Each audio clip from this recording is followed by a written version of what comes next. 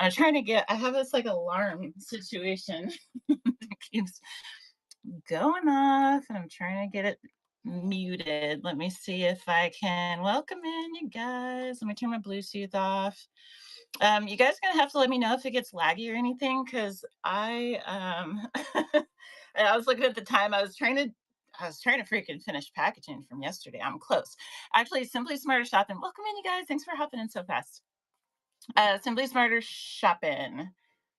Um, Yours is gonna take probably an extra day because I'm gonna add something in there. Um, I was trying to scramble, but yesterday I like kind of like jetted straight to work, and I was like, it's not have time. I just got out here, so anyway, excuses aside, how's it going, you guys? Let's unpin this so we don't need that on there. Right on, right on. Auction tab, unpin that. Takes up too much of the chat and stuff. How's it going, you guys? I feel like is the angle fine? We're good. I feel like scrambly. Sometimes they're just like, let me get my ish together. Purdue fan, how you doing? Wild Hope, fantastic show. I like that you're just like regular on the Tuesdays, Becca, because it's just like I can kind of like, I try to put stuff on in the background while I'm doing stuff, but I always want to engage in your topics because they're always like really, really good topics. Uh, and then, oh, thank you. Solid advice. Solid advice. Here we go. Okay, so we're here. It's Tuesday. I think we had Artisan Alley yesterday, and so that always, not necessarily in a bad way, but it always throws my week off because it's a Monday, and usually I try not to whatnot on the weekends.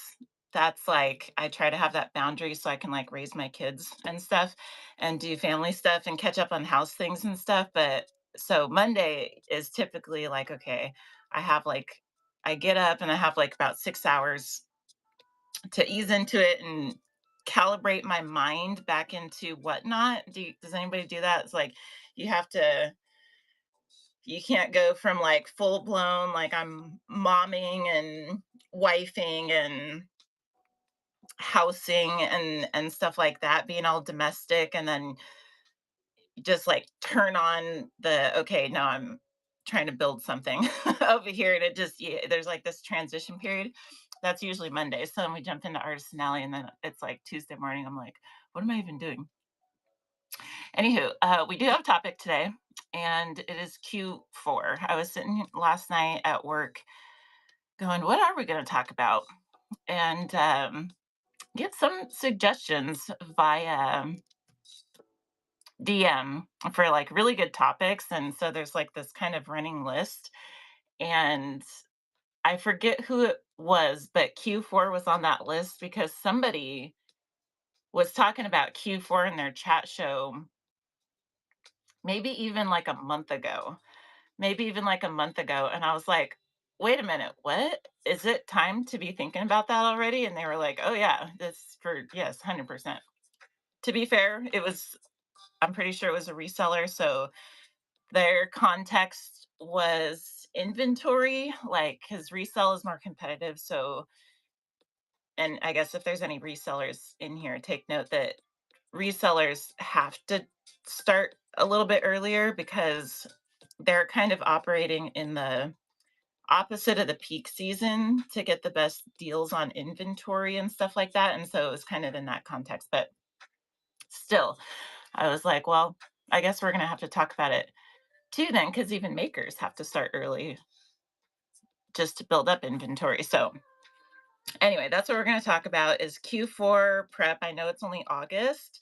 However, Q4 technically starts in September, right? Like as soon as the weather turns, everybody kind of gets that fall vibe and gets in the shopping mode. Like kids are starting to go back to school already, and that's kind of a cue and stuff. And so I was like, yep, we're gonna talk about it.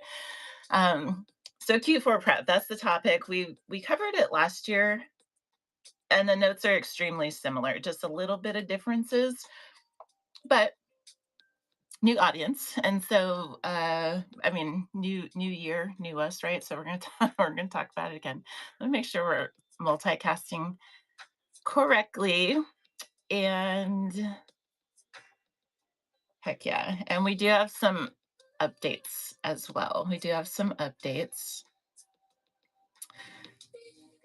We are live on YouTube. Hello, YouTube. Do I have soccer mom vibes? I'm the opposite of a soccer mom, but I'll take that as a compliment. I'll take it as a compliment. My brother's got kids that grew up doing soccer from like 3 or 4 years old, and I knew better to eat. I waited like uh shoot 10 years after him to start having kids, and so I knew better. Envy says hello. Envy says hello.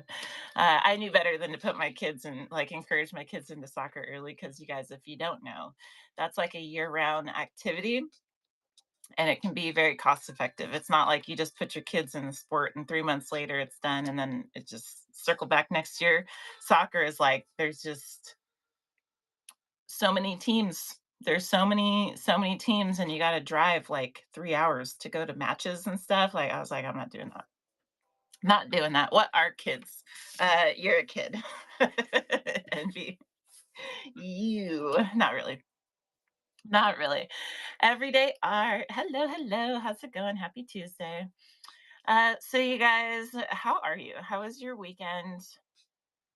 Does anybody have any shares? I feel like just kind of easing into a little bit. We'll maybe try to dive in around the 15-minute mark. But I feel like I probably missed stuff over the weekend.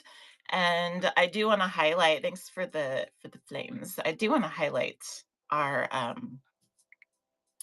well, not really, well, makers, artists and makers, but really our thrift shop. Hopefully this alarm kind of settles down. I don't know. I did something. I like redid my alarms and they're all messed up. Curly Q, hello, hello. Country Fried, City Mouse. I'll follow you just for that name. I don't know if you're a seller, but I hope I get to see you. Vintage Gypsy, how you doing? How you doing? Nobody did anything cool this weekend. Bunch of squares. Okay. All right. Vibrance, welcome in. What did we do this weekend? We what did we do?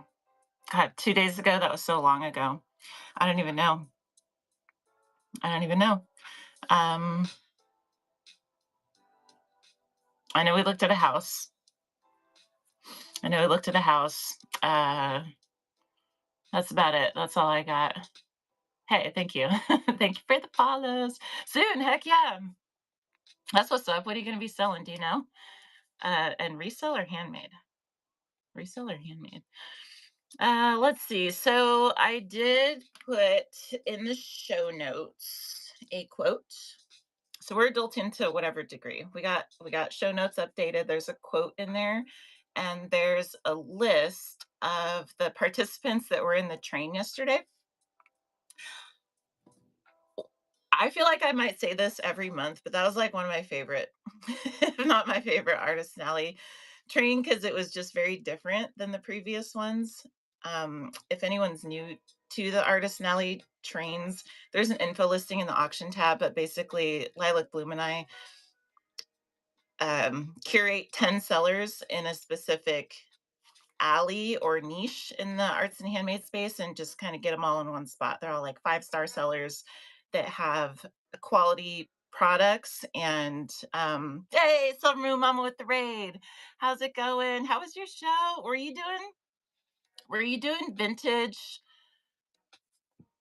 cookbooks? Am I remembering that correctly? Silver Moon Mama was in the raid train yesterday. She's got an art series card. You guys, thank you for the raid. Thank you for hopping in here. For the friends that came in with Silver Moon Mama, hello, hello. Preview show for vintage cookbooks. That's super cool. Ephemera folks, freaking love those. Freaking love that. And actually, good to know that you're into, because I think I might have some that I could send you if you're into that kind of stuff. Because I think I got some in a giveaway or something. I was like, these are really cool, but I don't know what to do with them. And I'm not, I'll dabble with the paper crafts a little bit, but I don't dabble that hard, So phone is on fire. It does happen. It does happen. Solar Room Mama friends. Thanks for tagging along with the raid. Hop in the giveaway if you like. It is for a giftable card, and usually there's something kind of tucked in there. My name is Tamika Crow of Custom Wood Burning. I do heat gun art, wood burning art, and seller displays over here. But Tuesdays we are talking about live selling, and so that's what you're coming into. We're just getting started. I haven't dove into anything yet, but the topic today is Q4 prep because September is in like, what day is it even? Like 2 weeks or something like that. We're going to be in September. And so I thought, well, we should probably talk about it then. We should probably talk about it then. Otherwise, and we do have some little bit of updates and a little bit of news type of stuff, but otherwise, we're here Fridays doing live demo. And Wednesdays, we're getting like a sales show established, which tomorrow, I still have all these. See if I can show you all these beads here, and there's some totes next to it. And I have a show scheduled for tomorrow, but it's probably gonna be next week. Be next Wednesday because we're getting a last little summer trip in with the kids leaving Thursday. So if Wednesday we have to like pack and shop and square everything away. But I left it on posted for tomorrow in case, so it's easier to bookmark. Jewelry, beads, some necklaces that are like actually built. There's some like I'm not great with the materials, but there's some real stones and crystals, beads. There's some plastic stuff. There's some like glass looking, but probably resin type of stuff. Um, I think the chains, I think we destashed those successfully, but there's like a couple tools and charms and just hardware, just bead jewelry making supplies. And so if anyone's into that, bookmark tomorrow, and we will have that auctioning just like dollar starts, just like build a bundle type of situation. um Soon. Acid Bunny, also cool name. That sounds like an artiste. 9 sold. Congratulations. Heck yeah, good on you. Only one review so far. Acid Bunny, just getting started. Thank you for being here. Okay, shall we start with updates? You guys probably saw, or let me finish the shout out. So in the show notes are 12 of the, it's probably like 20 art series thrift shop card holders that were present yesterday in the train. And right before the raid, I was saying it was like one of my favorite trains, because, if not my favorite, because it was just, uh, it was kind of okay. So, one thing, fun fact, you guys, so we switched Artist Alley over to Raid Train app. And so, Laura, welcome in. And so, typically, when you're hosting a raid train over the last like 2 years, typically when you're hosting a raid train, you're inviting friends. You do a very personal onesie twosie recruitment process, and it's actually very lengthy. So shout out to all the people who have been hosting trains before a raid train app, because it is so time consuming on the back end. However, what Liz likes, welcome in. And Raid Train app has just really changed the game for curating trains, because we got to have, because it was the art series thrift shop cards, howdy howdy, we got to have like anybody can apply for it for trains, right? But it was very like there's a pool of people that, because the qualification was you have to have an art series card, right? And so the hidden surprise, good name, you got a giftable card coming your way. Thank you for being here. And so And so it opens the door for new friends. And so we're just finding this out. And this is amazing. Number one, it opens the door for new friends. And so we got to see, we got to see and be in rooms and meet sellers that we don't typically, that we didn't already have a relationship, like a solid relationship with in order to recruit them and stuff. Jill, how you doing? Welcome in. Tober. There you go. Tober. Okay. Side quest really quick. Tober. I didn't mail anything from yesterday yet. I'm going to right after the show. But for yours, Tober, I was gonna message you, but I was like, I didn't. But do you want two matching cards, or do you want one of the puzzle piece, and then do you want one that's a surprise? Because an idea occurred to me, and I was like, maybe she doesn't want, but maybe you had a purpose, so I didn't want to assume. Okay, she's like, give me a surprise. Heck yeah. That's my favorite type of answer. Just artist choice, whatever. Surprise me. Okay, cool. So it might be in the mail tomorrow, but today or tomorrow. So that's exciting too. I think you're gonna like it. Just for the record, I think you're gonna like it. So the art series card. So it was like it just opens up the door for new friends using Raid Train app and Phoenix. Welcome in, and I just loved it because I think it was kind of like a sneak peek of what raid trains are going to be like going forward. So we can, as like hosts, like you get different people that apply for your raid trains, and and you can go check their stats and check their reviews and check, you can tap into their rooms a little bit and kind of like look through their marketplace or their shop and kind of get a feel for like what is going on over there. But you still get to enjoy the ride with the rest of the train, because you're like, shoot, these people are new to me too. I don't know, but I'm excited, right? And yesterday, because it was art cards and it wasn't like a full blown niche, like before we did like jewelry artisans and then fiber artists and then wood workers and then, arts and prints, and we just go in category to category. Typically, there's like a certain vibe that comes with that, which is super cool. And I love that too.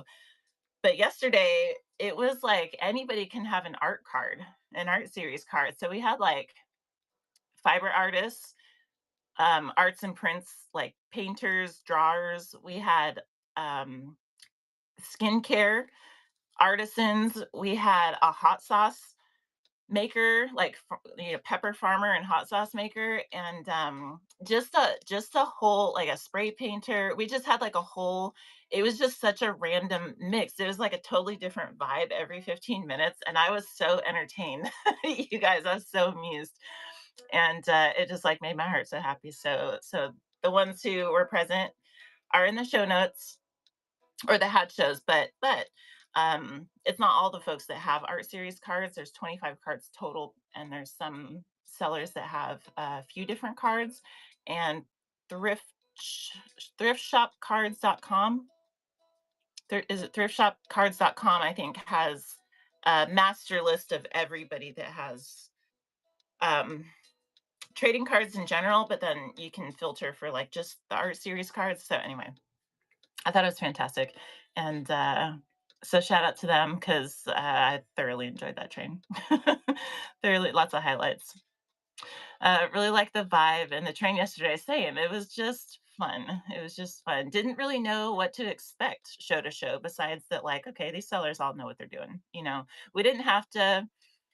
Sometimes you have to do a lot of back end work to make sure everybody's shows are scheduled and in the right time zone, and which is another thing Ray Train app is fantastic for because it just um auto like everybody sees the times in their own time zone. It just like auto adjusts it, and so no one has to do the time zone math, and that was always getting people every single Ray Train. And so yeah, it really was. Thanks for the names, you guys. And so super fun. And then so shout out to them, but also I say that to say the next Artisan Alley train is posted. It is live on Ray Train app. There is a QR code in that I guess it's right here, the listing in the shop for Artisan Alley. But otherwise, it's just on Rate Train app, and you can just search custom wood burning or Artisan Alley, and it is skincare. September is skincare, and so it's live, and anyone um, can apply for it. And so if you guys know, obviously we have some folks in mind that we know, that Reggie and I know, that do skincare. Lost Mermaid, how you doing? That do skincare, but if y'all know anybody who do skincare, we're gonna have 10 sellers, and we try to make it diverse, even just within the niche, because there's a lot of makers that have their own style, even just within a niche. And so for skincare, I know there's some folks who are doing like um, there's soaps, there's lotions, there's balms, there's like, I think like hair stuff would be part of that. Even, there's people who do like their own nails, like press on nails, but they're handmade, like they make them. That might be considered skincare, right? Because hair, skin, nails. I don't know, but there's just things. And so there's like ones that have like tallow based products. There's ones, just a whole variety, oils and essential oils and just whatever like that. So we try to make it diverse. And so you really get like the spectrum of what that category and what those makers offer. And so if you bump into anyone in the Whatnot streets, send them that way because we'd love to spotlight them. Interested in November.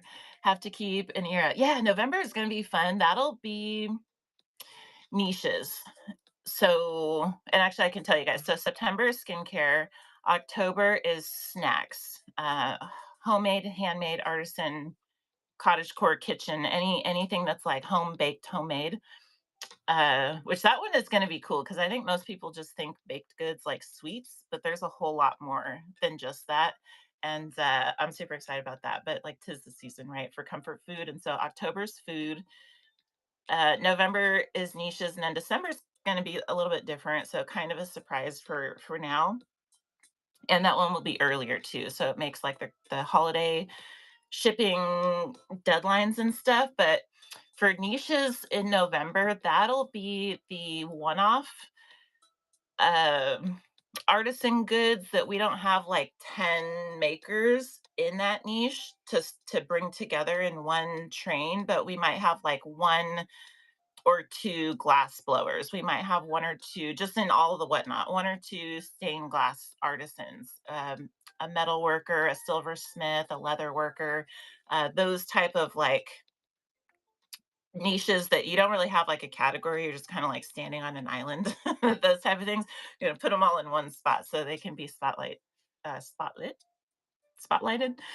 as well. So let's see. With new self-service customer service feature, is Whatnot sharing any cost for refunds or return labels? Not that I've heard of. Not that I've heard of. And matter of fact, I would just, this not official Whatnot. This is a my words type of thing. I would expect that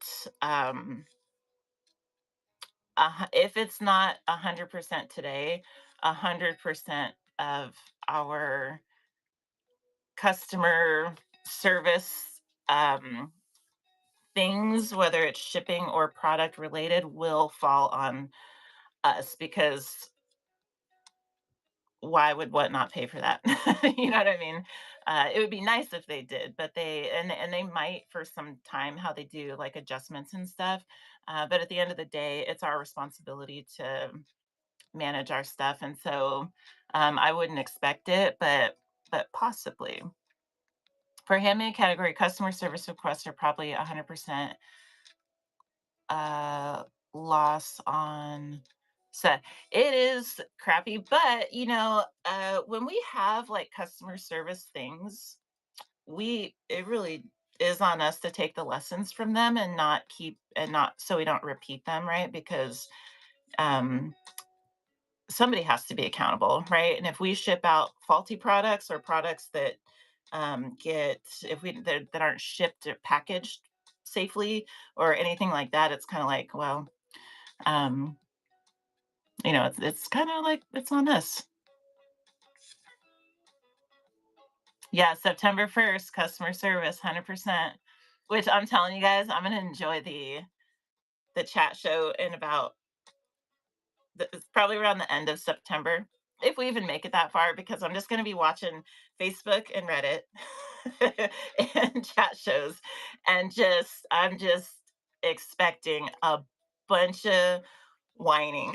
I'm just expecting a bunch of whining, and surprises and just stuff around that. So we'll see. They have covered so much for us thus far. So this is expected. Yeah. Yeah, we are spoiled. We're super spoiled with whatnot. They pay for our shipping, they pay for our mistakes, they pay for our because our customers are their customers. And so they do have vested interest to maintain customers on the platform, but it's really up to them, like to what degree. And Becca was talking about it in her show this morning, reiterating 650 thousand, yeah, thousand new users coming to Whatnot. Um, it's not. I'm not envious of whoever has to make those decisions for Whatnot. Thank you for the share. Whoever has to make those decisions of like who to appease all those 650,000 as buyers or as sellers, or finding the balance between the two, because that's got to be like really difficult. They have no safety net or margin, but the new sellers, they have no. And maybe they do different. If I wonder if they've thought of that or tried to implement, maybe they would have different kind of things, leniences for newer sellers. Like for instance, okay, your first 90 days, we're gonna help cover X, Y, and Z, but after that, like you should know by now, type of stuff. Like maybe that'd actually be a great suggestion to them, because you're right. It's newer sellers. It's a different ballgame. Tiny the artist, how you doing? Um, New seller. Um, New seller. How do we even call that? New seller. Uh, First seasoned covering of mistakes. I don't know. I'll probably know what it means after shipping and otherwise. Something like that. Something like that. Yeah, just in that first season, just to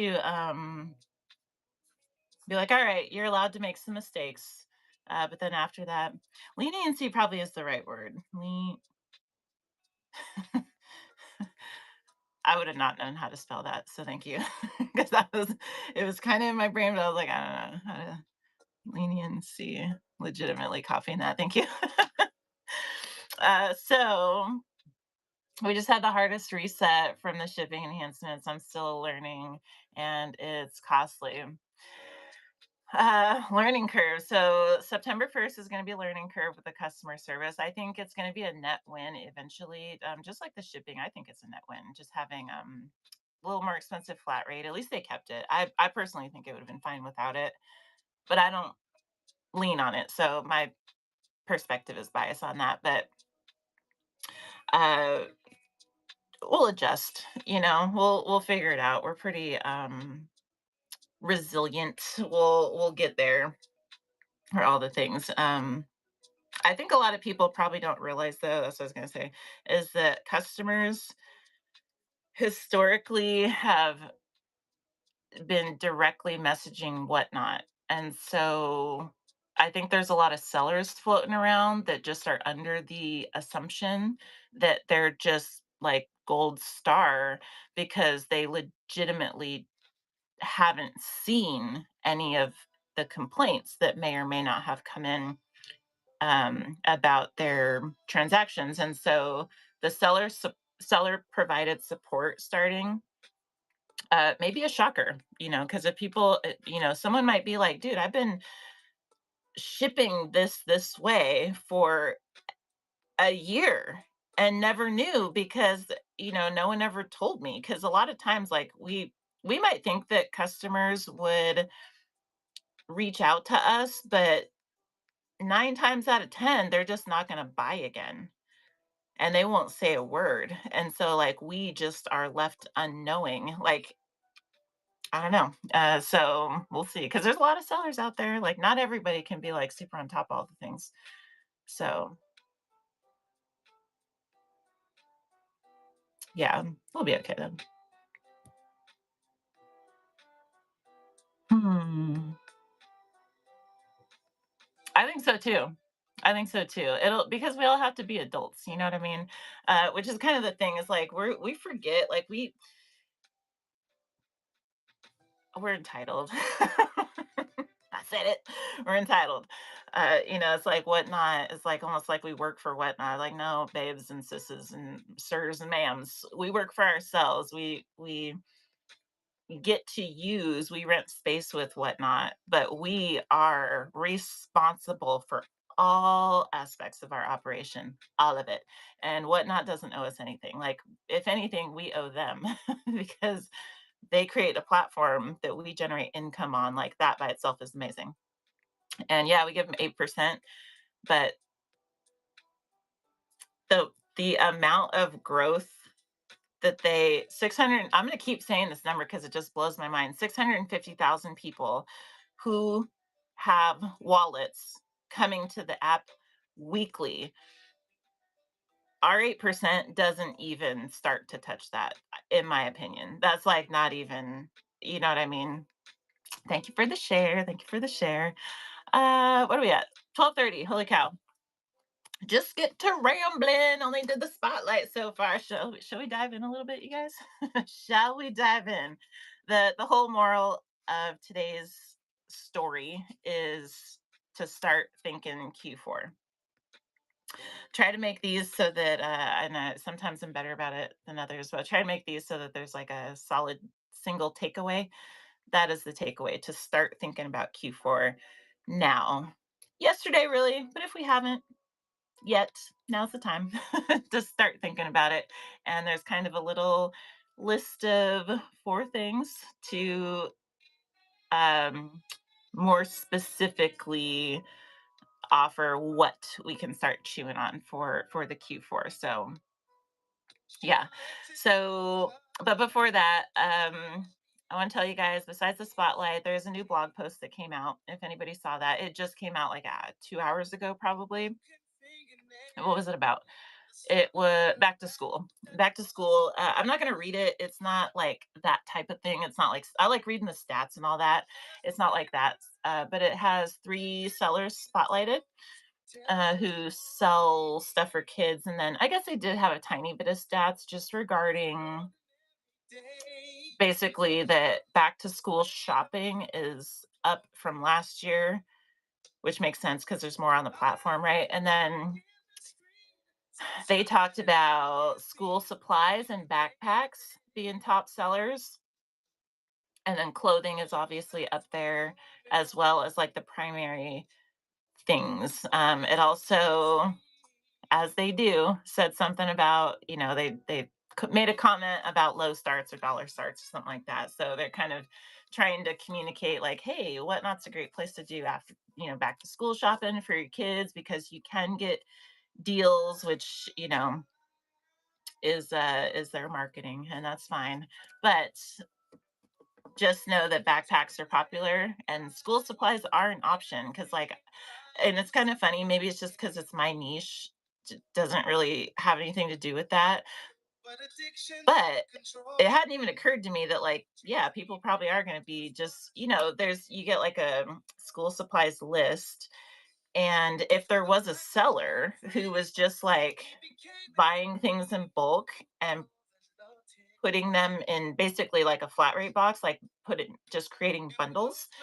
Um, that would be the easiest back to school like supplies shopping in the world. So I just want to point that out because like in case anyone, if that does align with anyone's business, like don't sleep on that, and or just to go explore it, and then maybe this time next year or July maybe next year start putting that together because people do buy that stuff on whatnot. That's basically the moral of the blog. You could do teacher gifts and classrooms. This is true. This is true. I do freaking love teachers too. I should. I should. It has occurred to me to do like certain like rulers and door stops and like, their little signage for their, best number one teacher type of stuff. But I couldn't figure out how to make it like lucrative, which kind of sucks. So I'll keep thinking on it because I do love it. I do love it. And I love me some teachers. Sometimes I'll just leave them stuff because I work at a school. Sometimes I'll just leave them stuff because I appreciate them. But um, either case, that was the blog. So there's the update. There's no promos or anything like that that I saw. Just to roll through these, the September 1st already alluded to seller provided support. Full rollout, 100% of sellers will see that. And the main spot you'll see it is in your DMs. There's like an extra tab that shows up when you have um, like that seller provided support enabled. You'll see like an extra thing. So requests and complaints and stuff will go to like that side inbox so it doesn't get all mixed up with your personal DMs and stuff like that. So September 1st, Whatnot Sellers has their new series that they're still going with titled Three Keys to Your First 30 Days. It's a little later in the day. It starts at like 4 p.m. Pacific. But especially if there's any newer folks, like I think Craig is hosting those, and his wife is Handmade. If anyone didn't know that, they sell cookies on Whatnot. Whatnot's best cookies is is their claim. Either case, um, three keys to your first 30 days. I think that's super valuable, and they have not posted those on their YouTube. They post the co-host sessions and stuff, but they haven't been posting those yet. So if you do want to see them, you do have to go to the shows. And so just want to put that out there.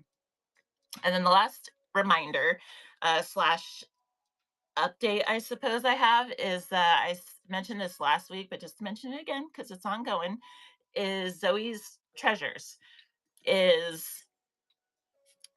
she has like this big screen thing behind her in her shows that she can advertise different stuff, and she wants to advertise arts and handmade on this big screen.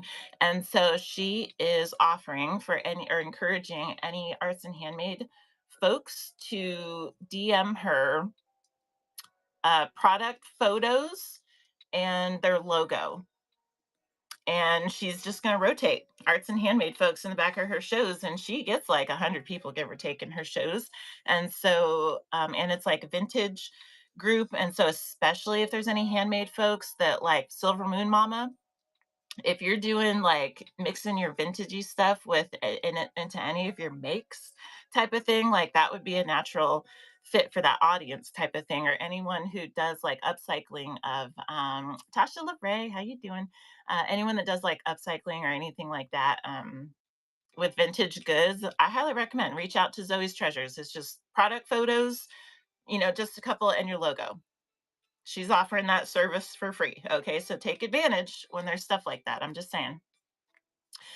And that is what I got for updates. And if anyone missed it, Artisan Alley September is skincare. And so if you know someone, tell them to go apply because that sign up is now live on Raid Train app. So she is amazing. She is super. I both of them, Zoe's Treasures, Tracy, and Zoe's T Mod.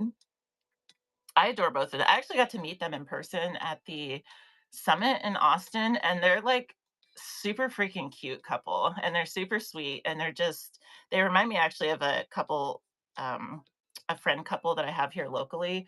They're just super cute. They're super cute, and they're real smart, and they're just about their business, and they're just a wealth of knowledge, and I don't know, I appreciate them. So just looking through my list, I think that's pretty much it.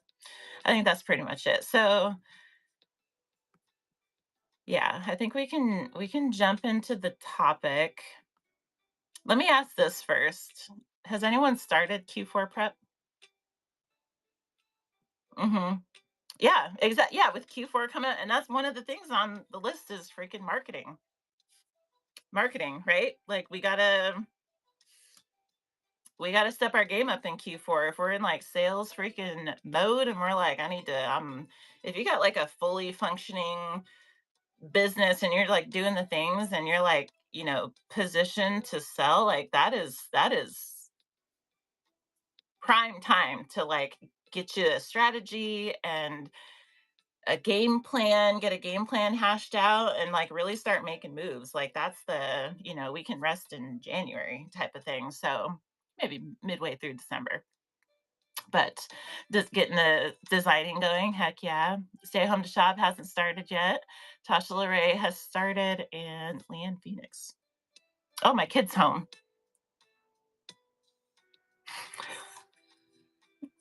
Hi. You can come in. Are you coming in? She was staying at a friend's house. I didn't know I was going to see her right now. Maybe you guys can get a cameo. Just say hi. Way different than last year. Good, yeah, and we can learn from the previous. Just need to schedule some shows. Heck yeah. You want to say hello? I didn't know you were coming back right now. This is Bees. This is my mini. She's the cutest. We speaking of back to school shopping, we just started our back to school shopping the Saturday. Saturday, I think, Sunday, something this weekend we went out. Oh, that's what I did this weekend. We did back to school shopping a little bit, but we got to do more because it was like On Saturday we did clothes, and then on like Wednesday, or the last Wednesday, did the school supplies. Yeah, we need to go clothes shopping again. But they say hello. They say hello. Well, so we're just getting started. Yeah, until about another hour or so. Okay. Where's that? We took us to get smoothies. It's right next to the Petco and Goodwill. It's like in. Right on. You want to say anything to these guys? I got a smoothie. I got a smoothie. Minnie Woodburn. Yeah, she's done some wood burning too. This is my bead helper too for sorting and bagging all these freaking beads because it gives me like anxiety. She's got small hands, but we work out a deal, so it's not like slave labor or anything. Can't sell profitability with the shipping upgrades. Really, cost of customer service in Q4, I would need to double my price. That's interesting because shipping is less. Is it more for you somehow?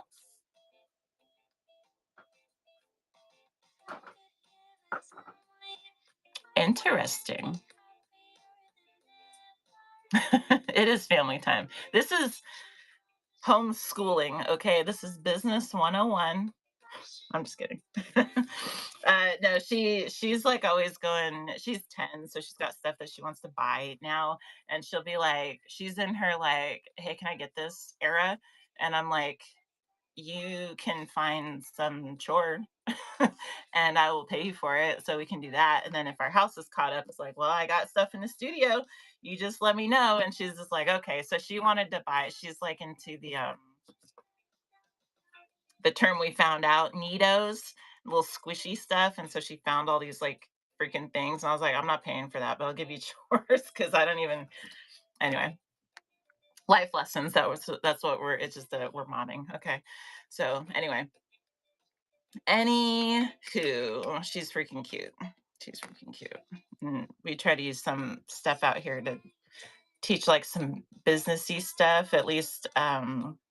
So her and she's got an older sister who's 15, so they know what it looks like to like what a non-traditional job looks like, so they can see that you have to like create your own boundaries, that you have to create your own schedule, that you have to drive your own income. You don't just clock in and start getting paid. Like you have to generate. Like they get to see all that, and they probably won't really appreciate it till they're older. But I still like overshare with them so that at some point I can be like, remember this? That's the thing, right? Because it's like a whole thing. So mm, stay home to shop. That is the one group that I feel like is the highest impacted. The over 5 pound bundles. Do you do Oh, because 'cause you're live too, so adjustments are built into your model. That's tricky. That is hard for sure. Yeah, I could see that. Um, Best I could say is that with Tasha, you're official. You're official. Welcome to the Friends Club. The best I could say for that is to possibly live, like, thrifting and stuff is tricky, but the best I could say is, like, n toying with themes even within it. So even though it's not like a curated show, maybe there's like different sections of stores that would have like generally the same weight of item or generally the same type of item so that your shipping settings wouldn't have to fluctuate with so much variety. They could be live like kind of within a span. So it's like today we're going to be thrifting fabrics. The next time we're going to be thrifting minis, and the next time we're going to be like doing, you know, the big stuff that it's like, each one custom profiles only type of stuff. Maybe something like that. And then I would think that like if it was me, I would lean into playing with custom profiles a lot probably. But I don't live thrift, so I don't know that I'm a good source for ideas there. But I know that that is your situation is probably the most impacted for sure. I would just say that would be a challenge, but where there's a will, there's a way. So if that works for you, that live thrifting, and your audience loves it, they'll continue to come back. And then just like, it'll take some creativity, but you're a creative person, and you're one of the most like brainstorm worthy people that I know. And so I'm confident you will figure a way that works for both you and your bottom line and stuff. Kelly's Place, how you doing? How are you doing? All right. You guys, let's dive into the topic if oh, YouTube, I'm so sorry. Just wanted to say that your channel has gotten me through some very hard ah Queen, thank you so much for sharing that with me. Um, I love that so much. Thank you. I hope that is like my hope that it helps anybody with any of the things. So thank you so much for sharing that. And sorry, I hope that you're here still to hear me say that because I don't know how long that comment's been sitting there, but I appreciate you. Thank you so much. Thank you, thank you. Actually, let me do something real quick. I promise we're gonna get into the topic. I promise we will. Okay, right now, right now. Take a scale with you. Yeah, maybe that too. Maybe.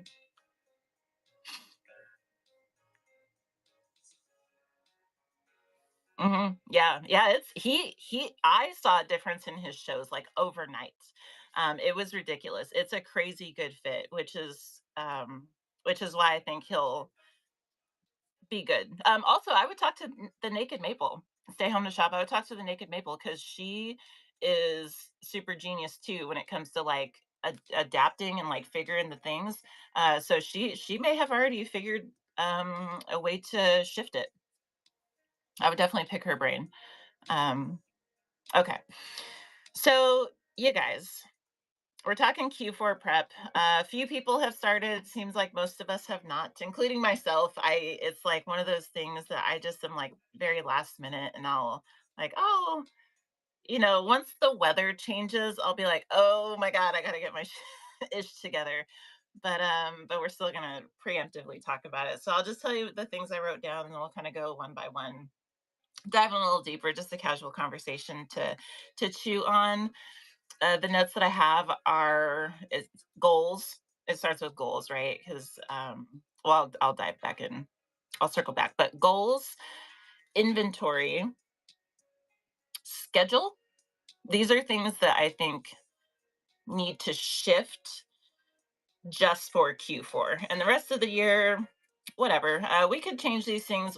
We could, like in theory, quarter by quarter, because they do kind of apply in that way to like all the things. But just in general, these are four areas that I think need like a little extra. Like, okay, how do I want to approach these things in Q4 specifically? Goals, inventory, schedule, and then flair is what I'm calling it. But holiday flair, right? Because we learn this will be the fourth Q4 on Whatnot for me, and we've learned that like if there's no holiday flair, there's no excitement around the shows. People love them some holiday flair. Let me tell you what. Okay, so we got to participate.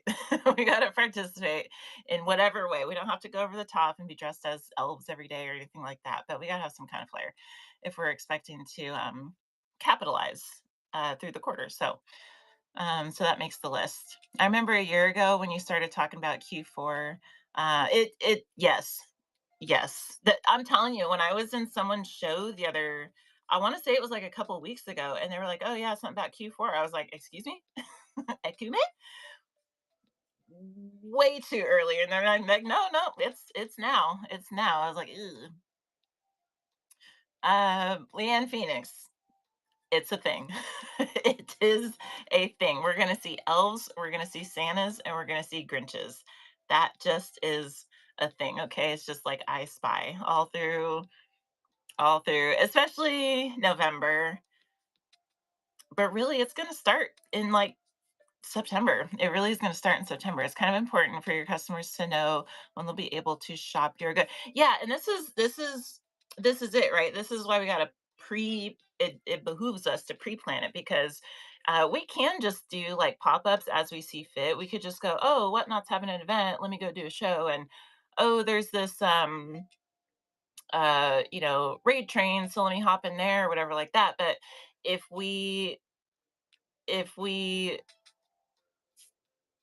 plan the goals, inventory, schedule, flair, like if we plan these things, then we can communicate with our audiences preemptively so they just are already looking out for these things. And I think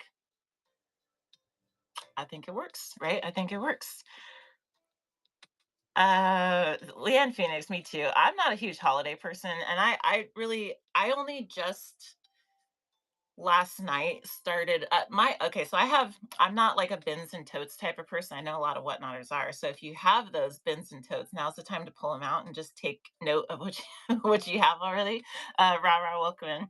My tote for Christmas stuff is literally like it's like you guys, it's like this big and it's like this tall. It's like the smallest little tote because it's Christmas like holiday cards and some little like gift wrappable stuff.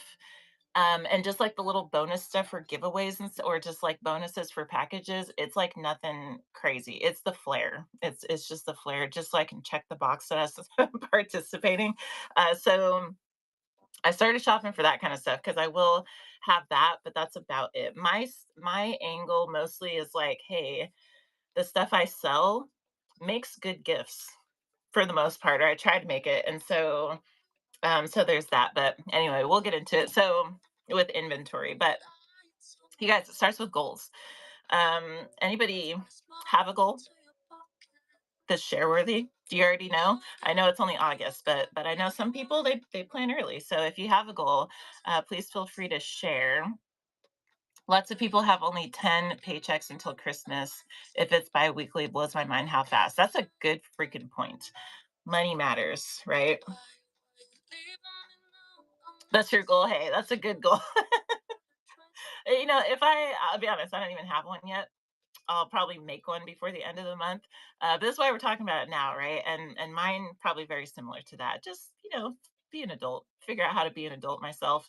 Um, I I think most people's goals are financial, but I don't think they have to be. But the just the act of creating the goal, I do think is important before we do the other stuff because the goal is what drives the other decisions, right? So if our goals um are not defined, then we're just gonna end up doing extra stuff that's like not really like um what's the word? It's not like we can't what is the word I'm looking for? We're just doing stuff, but it's not like organized in a way that it's like we can actually do something with that information, if that makes sense. I don't know if that makes sense, but that's what I'm trying to say. Hi, Normal. How you doing? Not for holidays, but 10K sold by Labor Day or that week. Heck yeah, Mickey kicking arse. 10K, good on you. Heck yeah. And so that brings up a good point too, is that like goals can be just like kind of they don't necessarily have to be holiday specific. They can just be like, hey, well, I want to within the next because it's Q4, but it is just another quarter. We could just be like, hey, I want to hit this, that, or the other, X amount of followers, X amount of whatever it is. You guys, let me know if this music's too loud, and also let me know if the internet is in and out. Because now that my kid's home, she's gonna get on like Minecraft or something. But also, like, I was rewatching my show last week or two, and I was like, oh, the music was all messed up. So let me know. I like to have items in the background or draw an eye, and everything in the show on screen is for sale, which is a great practice. A great practice. Style considered, love the name. I'm just getting started. First show next week. Congrats. Let me make sure I'm following you. Heck yeah, good for you. And I only have sweater, holiday three sweater, and have a sweater show. So I'm going to roll into that. You know what? If you're just getting started and this is your first Q4, first of all, that's a great time to start. This is a great time to start. This time of the year, because summer's like a little bit slower. But it's just enough time to figure out how to push all the buttons and like set up a schedule and figure out the app, but then also um people are spending money, so it's like that's style considered, that's a good time to start. And good for you, you don't have to start with a whole bunch of stuff. It's super okay to just be like, I'm just going to do this here and then kind of see how that goes, and then if I want to add to that or when I'm ready to bump it up or whatever, then that oh, I see, yeah, totally works, totally works. Silver mama, I feel you. It's a big goal but going to try. Hey, nothing wrong with lofty goals. I'm a fan of lofty goals because even if I know I've said this before, but in case anyone wasn't here for it before, I love lofty goals and I recommend them because if you reach 90% of a lofty goal, that could be 150% of the conservative goal. You know what I mean? And so if you go, I want 10K sold, say you're at 5K, and then you're like, I want 10K sold, you might reach 9K, so you might fall short, but 9K is more than 6K if you would have been trying to be like, what's the point of being conservative? Because you're still going for it, you know what I mean? And just setting the goal drives your energy towards it. And so you might surprise yourself. I'm just saying. But Mickey, you can do that. You got the drive and the mindset to be like, all right, I'm doing the thing. So I trust you'll get there. Artists I know cut off customers for Christmas in October. Holy cow. For customs or for just they just stop selling in October? Would be crazy. Welcome in, Lena. Mine, but yeah, yeah. It is. So not a ton of goals, but there's some. So I think in general, what we hear around, which we'll probably start hearing more of it come September, most people just have sales goals, period. Anyone that wants some goals motivation, I would definitely be in Leslie's shows, A Reworker's Passion, because she's extremely good about vocalizing like this is my goals, and they're always in the forefront of her mind, and she's always working towards goals. As soon as she accomplishes one, she's on to the next. And she has like single show goals, weekly goals, monthly goals, like she always quarterly goals. Like she's already been making stuff and planning her Q4. So, mindset wise and goals wise, like she is a fantastic resource just to like check in with and just absorb that, like, okay, this is the time to be thinking these ways and stuff. Um, oh, let me tag her. It is a reworker's passion. She sells right here. She sells skincare products primarily, but she actually is at heart a fiber artist, but she makes a number of things. But her because skincare is like different in the winter, fall and winter than it is in the summer, like shipping certain things and certain like crochet hats and scarves and things. Those are very much winter, not summer and stuff. So she's got this really great pulse on like seasonal rotation of goods. And so she starts making hats, for instance, in like the summer. Probably like don't quote me on this, but probably like June, she was already starting. And then she's like, okay, so then, and she's already communicating it, right? Because she's got the goals in mind. So she's like, I'm about to reintroduce my lip balms and my, I don't know, X, Y, and Z. So she's already starting to get those shows posted and let her audience know. So she's been in the handmade space for years. And so she really has it down, like this process of Q4 prep. So fantastic resource, and she does shows often, like chat shows. Um, Either case, most people should have goals. Just any kind of goal. Most people, I feel like it's just saying, "Hey, I want to double my income," which is cool. I think the only offer really I have for this is to just start brainstorming what our goals ought to be. Sometimes it's just going, "Hey, I'm just gonna find one. I'm gonna use this opportunity, this Q4 opportunity, which is like shopping season. That's the way to look at it, right? I'm going to use this opportunity to gain new customers, period. So if that goal is there, then we might approach um, our schedule different as for we might place ourselves in rooms that we wouldn't otherwise. So like we might sign up for different raid trains. We might sign up for Leslie, we were talking about I tagged you so they could follow, talking about Q4 and how you're a great example because you've already been prepping.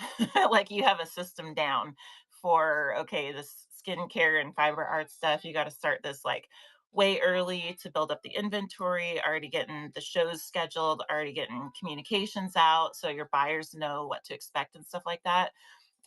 Fantastic example. Uh, while most have barely started to think about it. Like, I was saying I was in a show the other day and they were talking about Q4, and I was like, why are we talking about that? It's only August or only July. And they're like, no, it's time to plan now. And I was like, God, bless America. Oh, that's exactly the word I wrote down too. Smart goals. I don't remember what it stands for though. Making and ordering now. Yeah, which is perfect.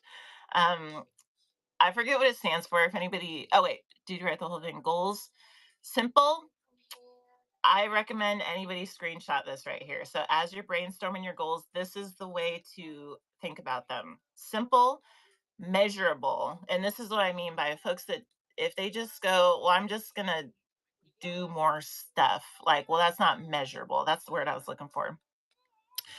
Goals have to be measurable, achievable, albeit lofty, my opinion, realistic, and then time sensitive. So that sounds about right. That sounds about right. So I recommend screenshotting that or looking up SMART goals because it's not just identifying things. It's like, how am I going to get there? Right. So um, that's probably enough about goals, but just the point of this one is to just really start thinking about it. Like, what do I want to accomplish come December? What do I want to have what numbers do I want to be looking at or what kind of stats or whatever do I want to be looking at because now's the time to identify define those goals and so we can put things in place to reach them. That's all.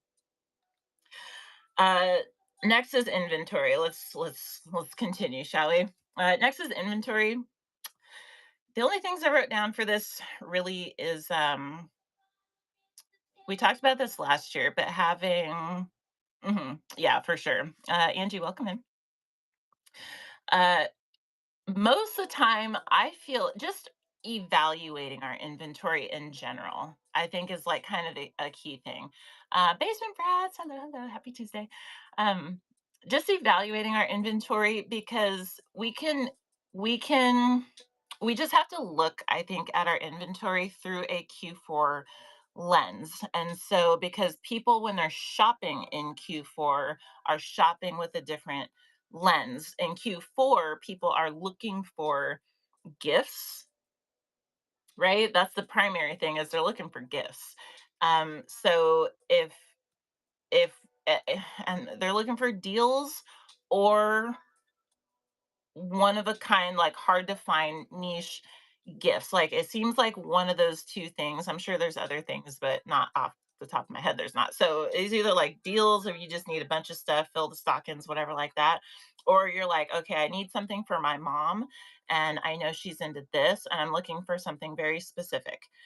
And so if we look at it through that lens, then the way that the items that we choose to bring to our curated shows, especially, but raid trains and, in front of new eyes, and the stuff that we choose to bring, and how we present it and how we sell it, even down to the listings, um, makes a difference. And so if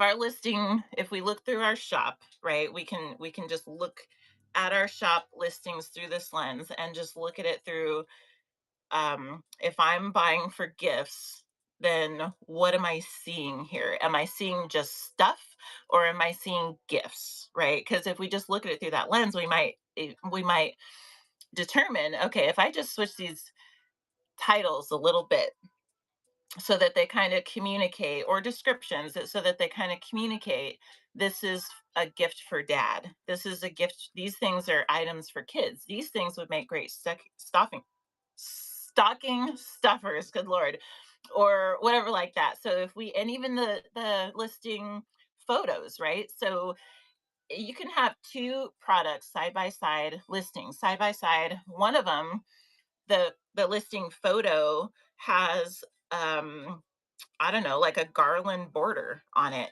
Same exact product, same exact description, everything. The only difference is the flare around the photo. The person looking through a Q4 shopper's lens is going to buy that product over the other one, even though they're exactly the same, because it communicates this is what you're looking for, right? Because that's what they're looking for at that time. If they were looking for that thing in the summer, it could be the same product, but they're going to skip it because they're like, I ain't looking for Christmas presents, even though it's the same thing, right? And so when we're looking at our inventory and evaluating our inventory, like I feel like just, um, in its simplest form, just putting this lens on will help us determine, like, what do I need to change in my shop to communicate, um, this is for those buyers, this connects with those buyers. Didn't consider that, but gifts is a good focus for inventory purchases, 100%. And I do, with that in mind too, I do really recommend every single person, even if you're not doing, if there's no other things that you did, for your shops and for your inventory, is to have, um, stocking stuffer type of items, like add-ons, like small things that are very like bundle friendly that you can just add in. Bonus if they communicate that in some kind of way, right? So because people, it's so convenient to just, if there's like, if somebody has a shop that's like 100 items, you can go through and try to ask yourself as a buyer, would this be good for a stocking? Would this be good for a stocking? Would this be good for an add-on? Because sometimes you don't want to give just one gift. You want, like, you know a gift that has like a main thing, and then there's maybe like two or three like little things kind of bundled with it. So whatever those little things are, just to make it seem more like overall valuable. Um, it's real convenient if those things are just kind of presented as such. Like these are everything in my shop, as an example, everything in my shop, um, with S in the front of the title, or everything with a Christmas tree emoji in the title, or red background, or stocking photo in the listing photo or something like that, all those things are add-ons. All those things are like giftable stocking stuffer type of thing. So then when people go to your shop, they can just really conveniently just go, okay, I already bought this. So now I can just add these other things to my bundle and I don't have to like make a bunch of decisions and really map out what I'm looking at, if that makes sense. And so, um,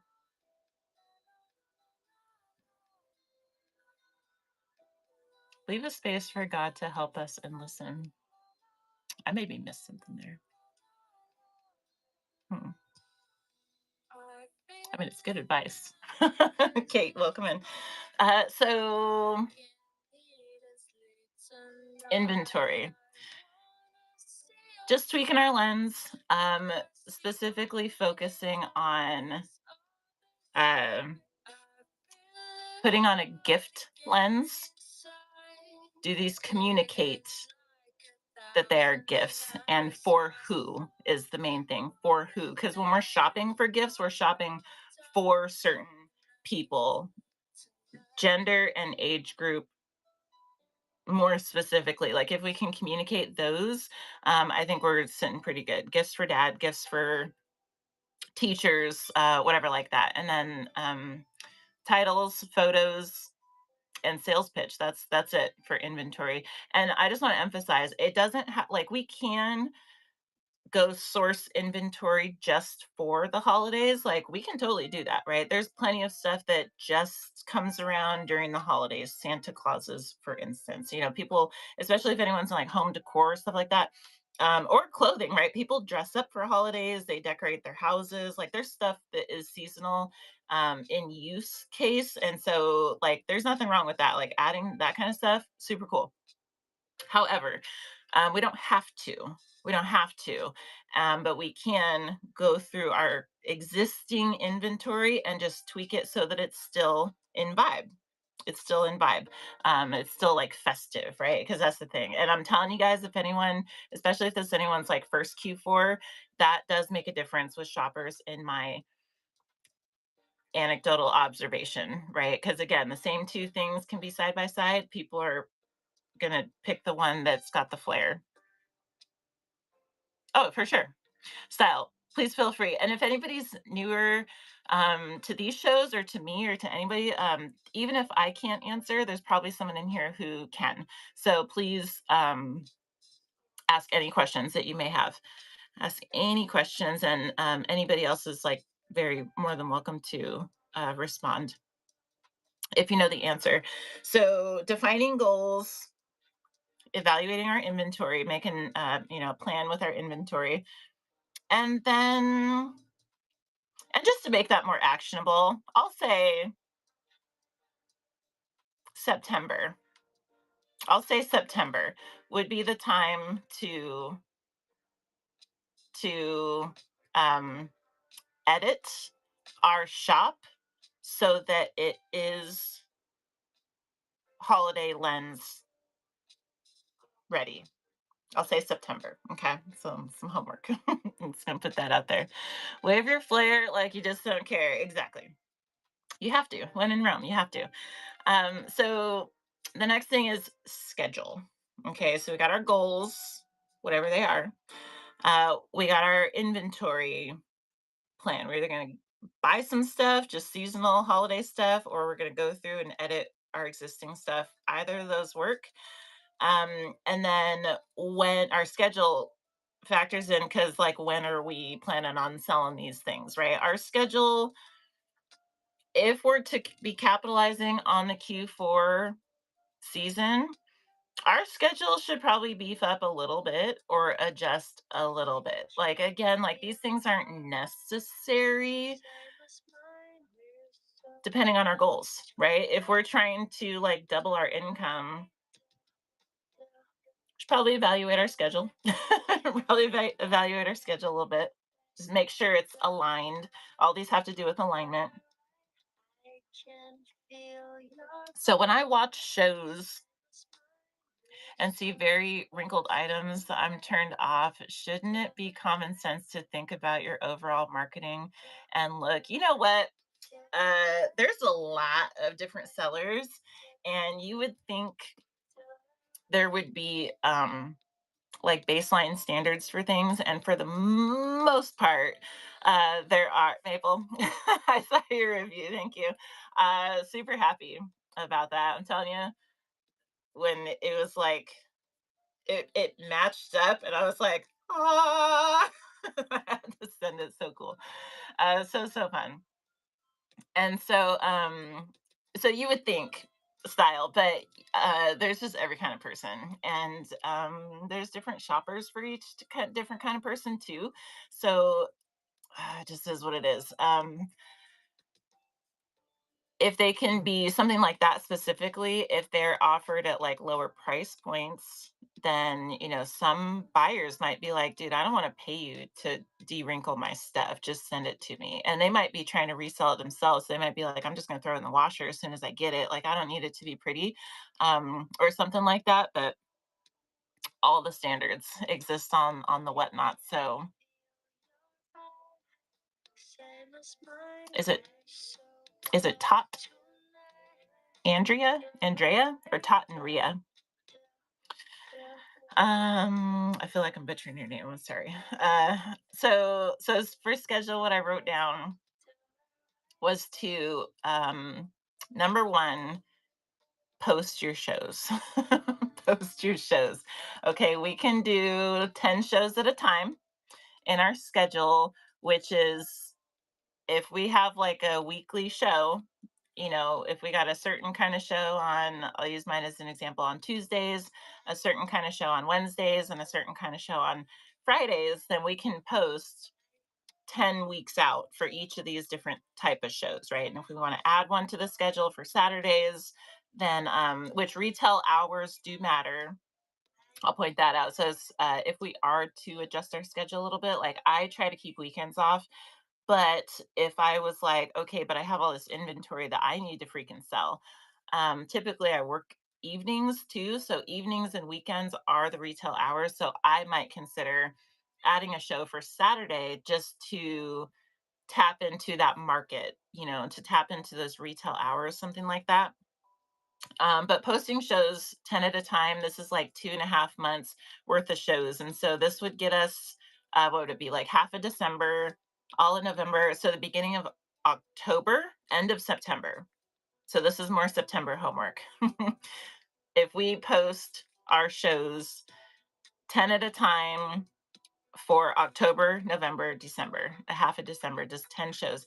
That will cover all of Q4.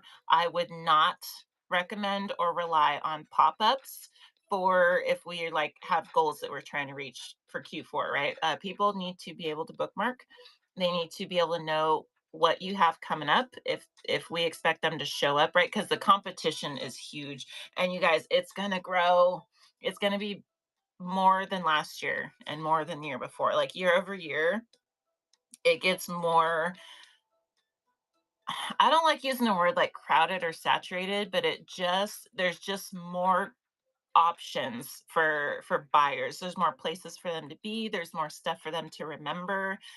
There's more. There's just a lot going on, and so the more like offense we can play with our schedule and our plan and stuff, I think I'm of the position that the more success we're going to see from it, right? If you schedule your shows out for October, November, December, and then you can just all your shows through September, you can just keep telling your audience, like these shows are coming up, these shows are coming up, these shows are coming up.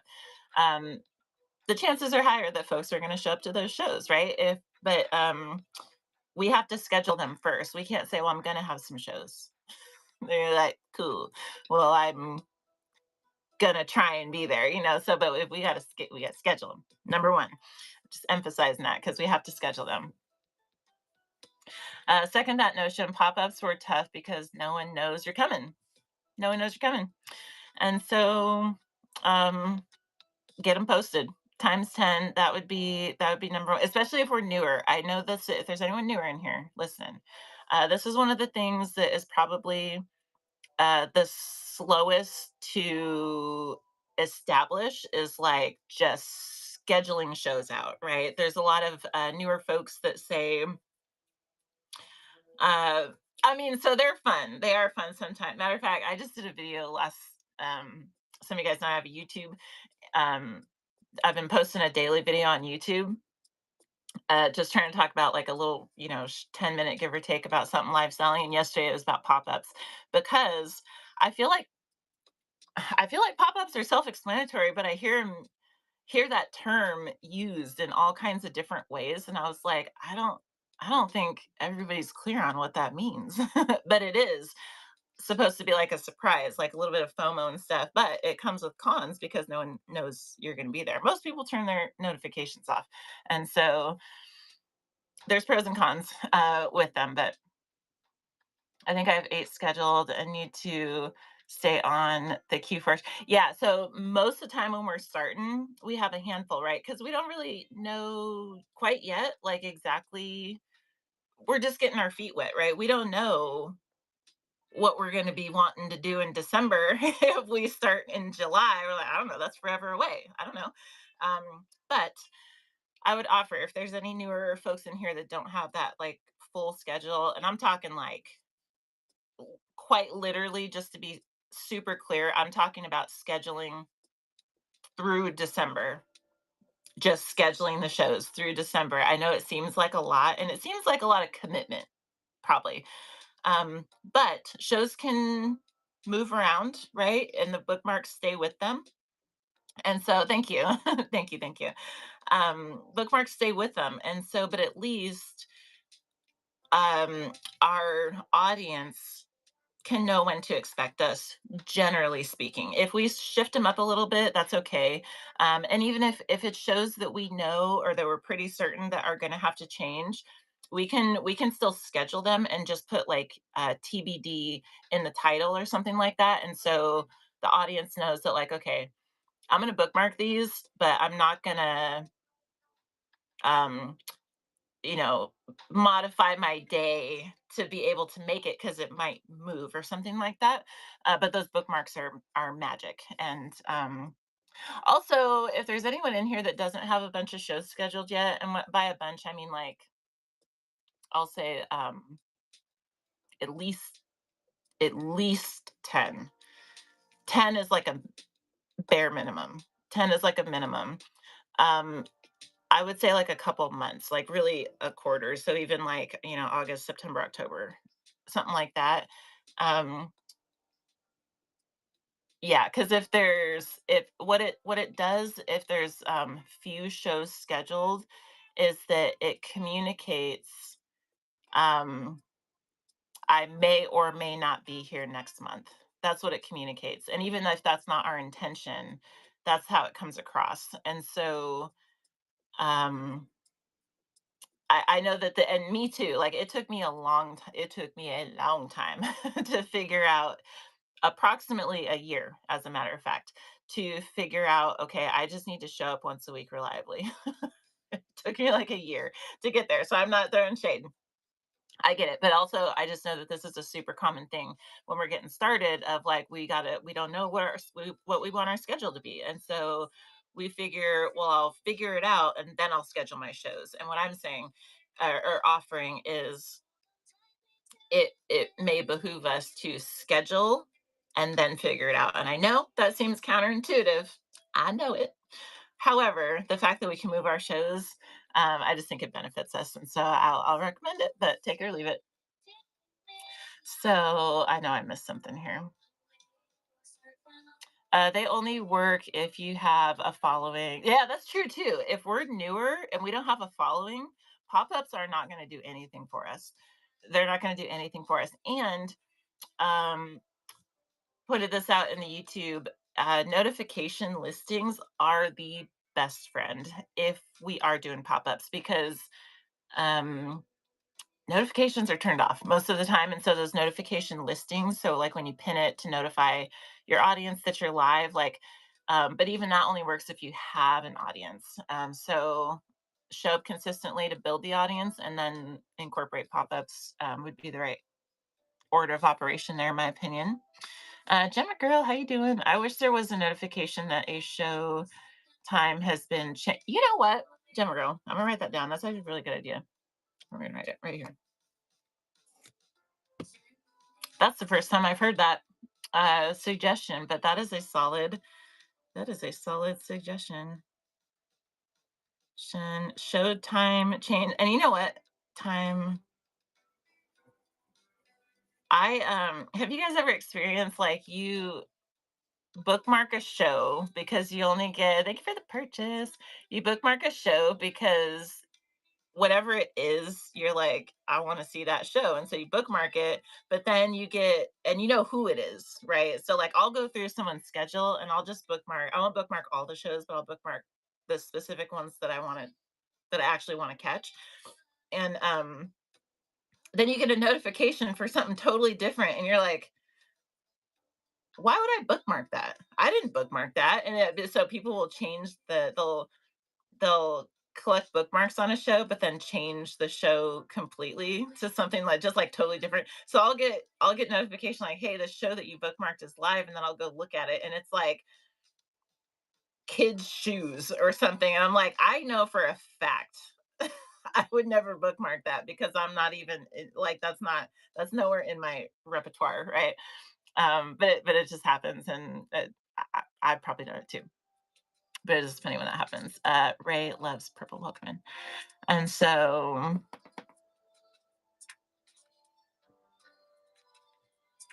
yeah, yeah, I believe it. I believe it. I book more shows, and then when I show up, there isn't a show. It says waiting for hosts. Oh, it's because style when that happens, the host is late. They're late, and so if I get like I was supposed to be on 12 on the dot Pacific, and I went live at 12:01, right? And so the few that were in here in like the lobby, that's what they would have been seeing is like waiting for host because I was late. And so, which is a really good practice. I highly recommend. I'll read that out loud for anyone listening. Euphoria says regarding like showing up late to a show, it is good practice to drop something in the comments of just like, hey, 5 minutes, um, got to go get the mail or whatever like that, and just so your audience knows, because sometimes they just don't show up. Sometimes people forget they have shows and stuff. You just be waiting there forever. So officially one of the friends. Um, let's see, and it seems like it's system generated notifications are like an hour ahead. They are, and they used to be like 2 hours, or they're what is it? I think it's 2 hours notification if it's your own show, but 1 hour if it's a show that you've bookmarked or something. Um, it's better than it was, I feel like, but it's not. It's mostly we go off memory, and this is a good point too for anyone who's newer and still figuring out their schedule, because it is very important, and this applies to Q4 too. Is that notifications in general are not the most reliable. Either they're too early, or they're turned off, or someone's phone's on silent, or whatever it is. People by and large go off memory, and so the more consistent the schedule and the more easy to remember it is. It's just um what's a good example? Natural State High, I don't know if she's in here still, but she has Taco Tuesday. Okay, if that ain't the most easy to remember thing, you know what I mean? Tober Time, Tuesday, Thursday, Sunday, Mindset Monday with Leslie. The more easy it is to remember, the more likely folks are to show up to it. If it's like, if it's hard, I'll just leave that there. But so we have to schedule it out, right? So that it's easy to remember. So if we're doing, if I'll use this as an example. I'll just throw this example out for Q4 to circle us back to Q4. If we put in our schedule every Friday is Q4 Friday, just as a corny example. But if we schedule that out, this is Q4 Friday. And every time we go live, we say, hey, thanks for coming, you guys. Remember Q4 Friday every week, blah blah blah. I guarantee you people are going to show up to that Friday, right? Because you're communicating, because it's on the books, it's consistent, and it's memorable, very easy to remember. And so it doesn't matter if there's a million other shows on. All that they're going to remember when it's Friday is, I know that there's a Q4 Friday happening, so I'm going to go look for that when I open my app. So memorable for the win. But we got to schedule them first. That's my schedule your shows. Okay, there's my little bit of mom voice. Some sort of community notification page like they have on YouTube. Um, Gemma girl, that really is such a good idea. Just in general, like a calm spot. Um, for our audience to check status, basically. Heck yeah. I bet you they have that at some point. We should. I'm gonna throw it out to them though. Be good. Okay, so because I'm gonna catch up a little bit. I'm sitting in the chat trying to get a good yes. Let's see, Rochelle. I've had to reschedule a show for illness recently, and I changed. Oh, Leslie, if you're in here still, I hope you're feeling better. By the way, Basement Brats. Also, I hope you're feeling better. Um, recently, and then changed the bookmark to reschedule for illness, and I was there to talk to people to apologize.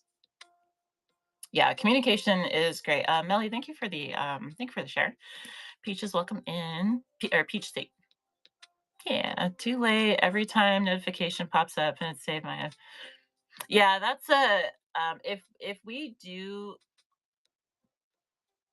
have bookmarks on auction items, I do recommend pinning it a little bit before you go to run it. And you don't even have to like leave it pinned. You can pin it and then continue running other stuff and then come back and pin it again. But pinning it early, because a lot of whoever bookmarked that listing, and they want it, if they don't have like a max bid in or whatever, it's like they might not get that notification immediately. And so it might be on the phone or something else. Yeah, hey, I'm with you, Melly. Max bid to win. If it's something that you really want, you better max bid to win. If it's like the one thing that your kid wants for Christmas, you better max bid to win that thing, because other people come in and just snatch that.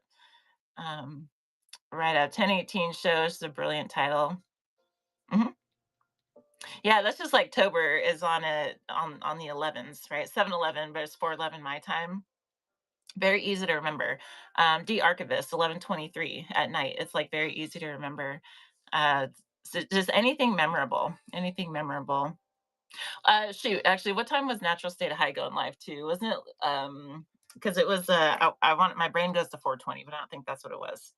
But she did help. Like, is that works for shipping too? Like the numbers. That's a good point, actually, Gemma, because numbers in general can be memorable. The day of the week, our audience needs to remember that, but the time, our audience also needs to remember the time. And so if we can just like be creative with how we can be consistent there, it's a win. Hmm. Heck yeah. Okay. So Michelle, hola, how you doing? Okay, so what else do we have for schedule? So posting the shows, that's the main thing. Just post them through December. You guys post them through December, post them through December, post them through through December. Okay, Q4, post your shows through December. Let's see. And then join trains and platform events. That's the other thing for schedule. So if we have, depending on our goals, right? If we have goals for Q4 that are growing our audience or our sales or our network in general, or growing our presence in specific categories or whatever it is, we may have to show up in places we don't normally. And so for this, I'm just going to offer to stay in tune with Whatnot events. Stay in tune with Whatnot events because they kick uh they uptick in Q4, and shoppers do go browse and look for those because they're usually associated with deals. I will give it that. If they have like zero commission day or something, a lot of sellers will offset that and use that as an opportunity to do a percentage off of everything, for instance, or something like that. And so keeping a pulse on the platform events, and then really keeping an eye on Raid Train app and reading the train descriptions. Again, have the goal first. So you're not just like FOMOing into every raid train. That is the quickest way to burn out. And actually, I'll just add like, be real careful of burnout in Q4, you guys. It happens every year, like clockwork. Happens every year to the best of us. But still, have a goal, pick trains that align with those goals. Some trains are specifically for sales. Many trains are, but not all trains are sales oriented. And so, if our goal is sales, maybe we don't want to do demo trains for a minute.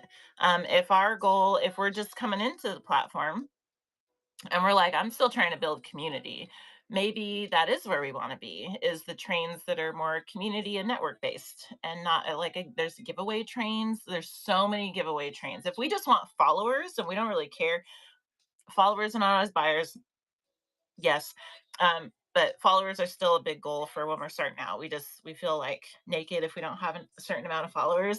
And so join those giveaway trains because that is the quickest way to get followers, right? So it just depends on what our goals are, but our schedule can align when those will if we have the goals first, then we recognize the opportunities as they present. And so where's the raid train info?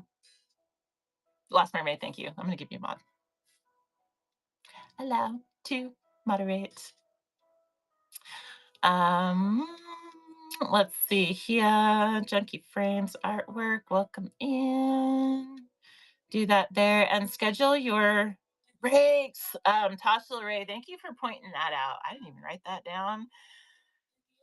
100% agree. Even if you don't think you need it, you do. You do. Even if it's just one weekend a month through Q4. Because if you don't schedule it in, you are pretty much guaranteed to not have it. You will work yourself from the moment your eyes open until late, going to bed, 7 days a week from now until the last shipping day in December.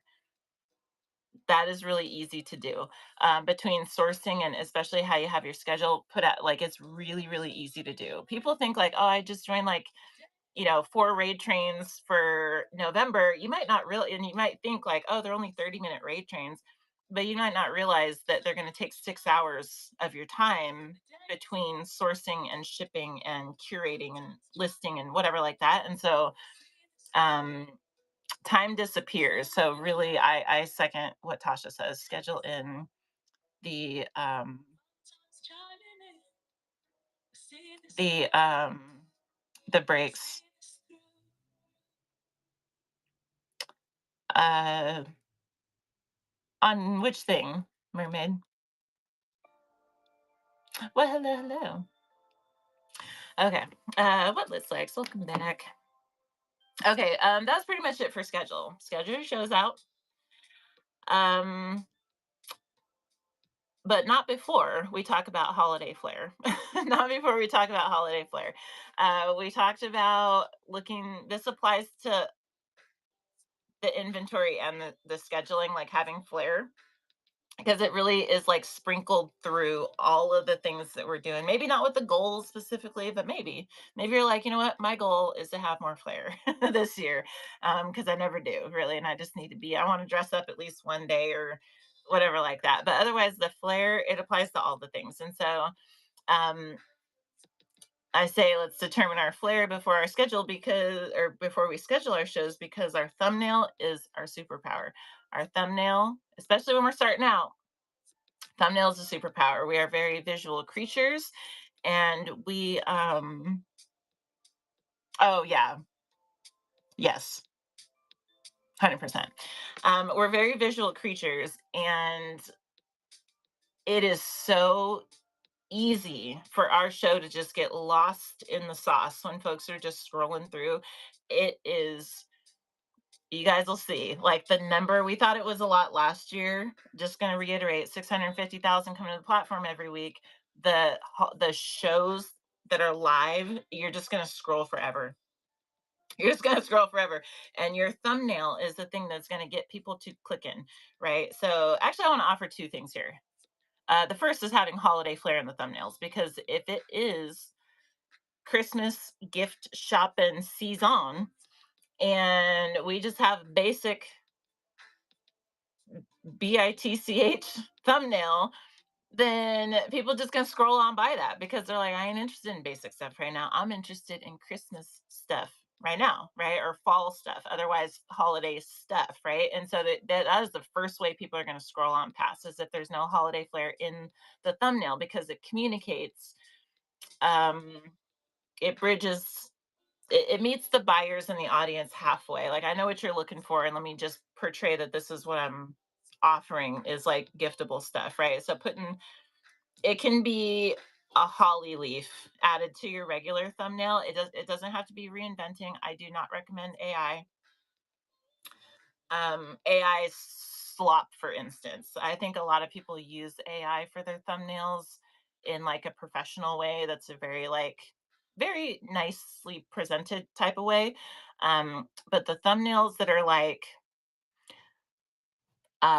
real crowded, you know the ones. They're just, they all kind of look alike, and they're just like, it's real easy to scroll past them because it's just too much going on. They don't stand out. Those thumbnails, I don't recommend those. But like using AI like as a tool to do your own thumbnail, highly recommend. Or just making your own. But the so the first offer with thumbnails is to have some kind of holiday flair, without compromising your branding too, because it's not just that it's got to be in Q4 mode, but it still has to be recognizable as yours. Otherwise, your audience will just scroll right on through. So we don't have to reinvent it. And not only do we not have to, I don't recommend reinventing our thumbnail completely, but just, again, just adding flair to it, just making the background kind of a green and red overlay. Or if we have a little character, if we have us in our thumbnail, us with a Santa hat, it doesn't have to be anything crazy, but just at least one thing that communicates there's like holiday vibes here. Okay. Is the first offer. The second offer is to scroll through, to do some recon. Scroll through whatever category we sell in, and just look through the show thumbnails at the trends. And I know we talked about the purple cow. Does anybody remember the purple cow? We talked about the purple cow. Uh, it's not a theory, but like a concept before. Mr. Beast has talked about it. Basically, if you're on a road trip and you're just like someone scrolling through the shows, if you're on a road trip and you're just in the flyover states and you're just like passing like cow pasture after cow pasture after cow pasture, you're just like, oh, it's just another cow, like who cares? But then if you see a purple cow, you're like, excuse me, what? And it's not because it's anything extraordinary about the cow, but it's because it's purple. It's one thing was different that makes it stand out and grab your attention amongst what is normal, right? And so same thing with thumbnails. If we're just making a thumbnail, we may just be making a basic cow. Okay. You guys like this analogy? But so when we're making a thumbnail, if we browse the cows, then and we browse the thumbnails, then when we go to create our thumbnail, we can make sure it's going to stand out. We can make a purple cow of a thumbnail. But because it's relative. So I do recommend that for Q4, because if our thumbnail, whether or not our thumbnail stands out, is going to determine how many people click in. Um, Simply put. And so flair and Purple Cow is the best way I know just say that. I know Gemma said something here. Let me see. The thumbnails start to blend together. They really do. They all just kind of look because they're all made by the same AI. And I don't even know what AI people use for those, but and I'm not throwing shade at the AI. I'm just saying like I'm just saying there's it's just that there's just things with it. So even just a solid color with the text stands out more. 100%. Sometimes simple is sometimes less is more. Sometimes less is more for sure. Euphoria, I feel you. Um, well, we could have a whole thing about anti Q4 if we wanted to. We could anything that's in our heart, okay?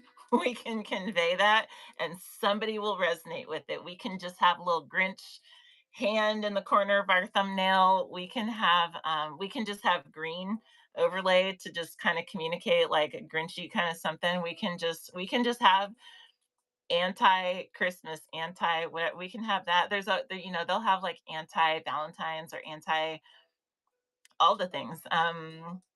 There's room at the table for that, I would think. Oh, is that a full-on book? Tasha, I did not know that's a full-on book. Is it called Purple Cow? Let me know. I think I heard that initially that concept in a TED talk, and then I heard Mr. Beast talking about it too.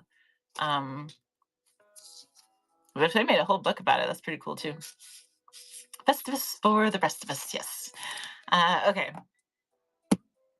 holiday flair for our thumbnails, for our show titles. This one isn't as important, but it can make a difference. So if we title our show uh, Bundles, $1 starts. That's cool. But if we title that same show $1 stocking stuffers, one of those is going to attract more Christmas shoppers, right? So holiday flair, just however, again, just putting on that lens. That's really the takeaway. Well, hello. Is it Shivan? Hello. Just putting on the lens and saying, how can I just tweak this so that it's aligned with Q4? And that's it. Oh, well, now I feel like I should get the book. Good to know. Thank you. Heck yeah. Junkie Frame. Do people read the title under the thumbnail? I do. Do you guys read the title? I do. Or does my thumbnail need a list of what I look at both? I guess I want to say I typically look at them. Yeah. Depends on what I'm searching for. Kelly's Place says yes. Tasha says yes. I know people do it differently. Simply Smart Shopping does both. I know some people put a lot of info in their thumbnail. Some people don't. So I guess it may depend on like what you're trying to communicate. I personally so I can share what I can share is that Whatnot themselves have expressed that the superpower for thumbnails uh is photos like of the seller, and the products, people and products. That is what viewers apparently prefer.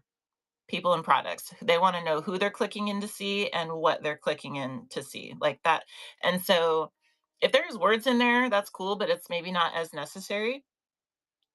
So the place to put like more specifically what might incentives is how I kind of think of the show title is like the incentive. So if it is, I know we have the banner for discounted shipping, but if I was doing um $1 a certain low start number or free shipping or had certain brands, certain keywords, I would definitely put that in the show title. They didn't say logos, they said people and products, although I do know that some sellers most definitely have success just with their logo. Um, for all their shows, matter of fact, they just have their logo and they do fine. So I don't know that there's like, incorrect ways to do it. I think recognizable is probably the main thing. I will say for logos, just maybe my bias opinion, but I do think they work better when with an established audience. Um, I don't know that logos are as new audience friendly because to a new person, they don't maybe it doesn't communicate as much as a face or a product, but that's just a guess. I don't know that for sure. But I have seen them work. Green 13 is a perfect example. Always does the logo and has an extremely loyal audience, and so it definitely works. I will say too, logos are. I think they're the default, aren't they? If you don't put a thumbnail, it's just your logo that shows up, unless it's like a black screen.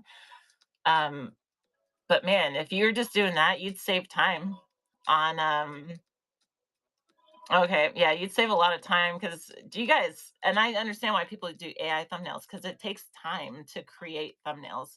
Um, Shameless plug on my freaking twin too. Lilac Bloom makes thumbnails for people. So if anybody's just like, if anybody want just doesn't if you're like, I don't want to mess with Canva, I don't like that stuff, I don't want to take, it's just too much to figure out, I don't want to learn anything. Go to Lilac Bloom's, I think it's monthly now, Canva seller support, and you can just give her your thumbnail and say, just, hey, can you just put holiday flair on here? And she'll just do it. Like she's the magician with it. And that would probably be the easiest. Thank you for that tag. Mermaid. She's probably the easiest resource to just like, I just need this, and she'll just be like, boom, in like 10 minutes. And don't quote me on that exactly, but she's very fast. And she'll just do it live. So if you're like, yeah, I don't like this, or I like this, or I want this, or whatever like that, you just walk through it live, and then boom, you have a thumbnail, and save you the headache, right? She's like graphic designer too, so she her fonts and her colors and all that stuff is like spot on. So do highly recommend. And so I look at both and the oh really look at the category too. That's interesting. That is interesting. Um oh, even long bios and stuff like that doesn't bother Euphoria. You've got to be an exception there. Dude, long bios. If there's a bio that like if I have to click show more, I'm already like, ugh, just mad. But um I'm the opposite. I'm a very slow reader. So for me, that's a me thing. That's not to throw shade on any, that's a me thing for sure. Use the search function to find shows. Um, that's true too. Gemma Girl brings up a good point. For titles, it's not only what's in the show, it's what people are searching for. And I will tell you guys, Whatnot has communicated multiple times that people just coming to the platform, their first stop is the search engine. Their very first stop is the search engine. Whatever they products or brands or whatever it is that they're looking for, they are on that search bar. Whereas people after a while, you're on Whatnot, you go searching for your friends and specific shows. New folks, we browse for our friends, they are using the search bar and treating it like a traditional search engine. So show titles do matter for that. And so do our listing descriptions and all that matter for that. So good point. And that's a good point too. Logos are not created equal. So if logos do convey products, maybe they're more effective. Or if they're just a really good logo, just a really attractive logo that makes you intrigued enough to click in. But if it's just like then it probably wouldn't have the same effect. So yeah,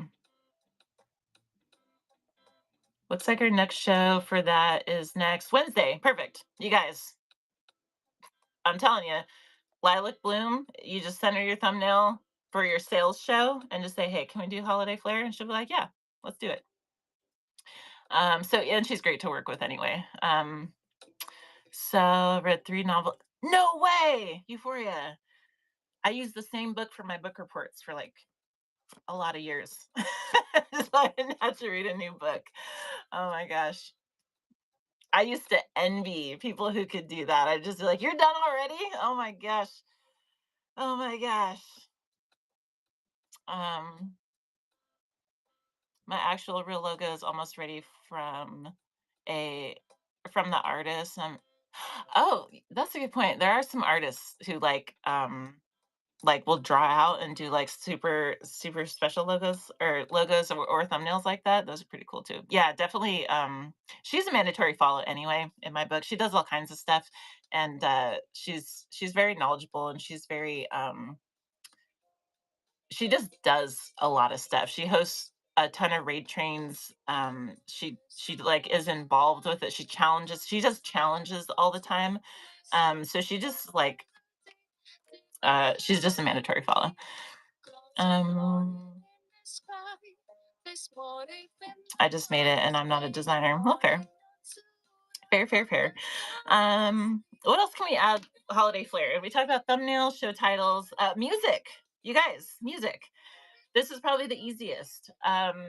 In our shows, it's when okay, when you go out shopping in your local retail stores, there's a moment where you go in and you go, "Oh my god, is it that time already?" Because the music changes. They do that because it works, you guys. They do that for a reason. Like some things that that we do, we can adopt, or that we're not sure about. We can just adopt them from the companies that have whole departments that are paid very well to learn like buyer behavior. And music is one of those things. It just moves us to be in the holiday spirit and just do some shopping. Like if you are in a show and it's got like heavy metal or rap or country or whatever, just regular music, even if it's like bluesy, you're gonna feel like, okay, this is regular. And then if you go into another show, same exact products, it could even be the same seller the next day. But same, all other things generally the same. But if there's Christmas music on in the background, it doesn't even have to be loud, just holiday vibe music in general. And it could be in any genre of music, right? It could be like the orchestra, the rock orchestra thing, or it could be like old school jingles. It could be bluesy, jazzy Christmas music. But if people hear that, it just feels like they're in the right place because that is the tis the season, right? And so that is probably the easiest way to just go like whatever you use. If you use SoundCloud,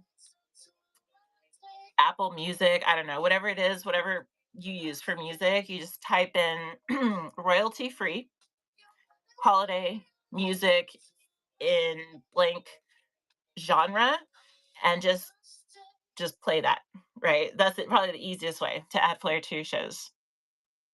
Just train AI and it only takes 2 requests before it starts changing it in ways I don't. Oh, you know what, Junkie? I'm new to ChatGPT. And I'm new to AI in general. Like I know I love the AI in Canva and I love the AI in like certain things. Cricut has some in there. Um, I'm learning that you have to be extremely like you almost have to learn how it understands your prompts. And once you it's like unlocks. Like once you figure out like, okay, this is how it's interpreting what I'm saying, you can kind of like train it and almost like have like these copy and paste type of things. So like if I want an image edited so that I can turn it into a vinyl stencil, there's like certain keywords that I have to use in order for it to understand what I mean, but it won't remember it. Like I have to like and so it takes a minute, but once you figure it out, you're like, "Oh, this is fantastic." So easy once it's like the right prompts and especially that's one of the things is as you're going through the conversation, it treats every prompt as like brand spanking new. And so you have to like reiterate the things that you want, or you'll have to say, like, okay, keep that exactly as it is, except for change this one thing or something like that. And then, so it just takes some practice, but it gets there. Yeah, speak to it like it's sport. Yes. Mm, yeah, some people are sensitive to music. I guess if it's I put it real quiet, or you don't have to have music. You don't have to have music. And it has to be done with the host's microphone. Most of the time I can't even hear it in so can you hear this music? I know it's pretty quiet today, but can you hear the music in the background here? Because there's music there. Oh, really? Oh, so nobody can hear it probably. Oh well. Oh well. Anyway, so music, outfits. So just, especially like raid trains, if you got some stuff to dress up and be silly, it's kind of fun, right? And it's a good sometimes in the holiday season, like people work so hard, like as overwork themselves into the ground. Sometimes it's fun to just dress up and be silly. Our audiences love it because if it's silly for us and it's kind of a break from all the stresses that the holiday brings, then it's our audience gets that stress break too. And so that can be fun. And then the last two things I wrote down here are packaging. We're talking about holiday flair still, packaging and content creation, which is a little bit different, but that's like our marketing branch and to drive traffic to our sales shows. So I think that matters as well. In a in a side quest kind of a way, just depending on what we have going on social medias, but it's all connected if we do.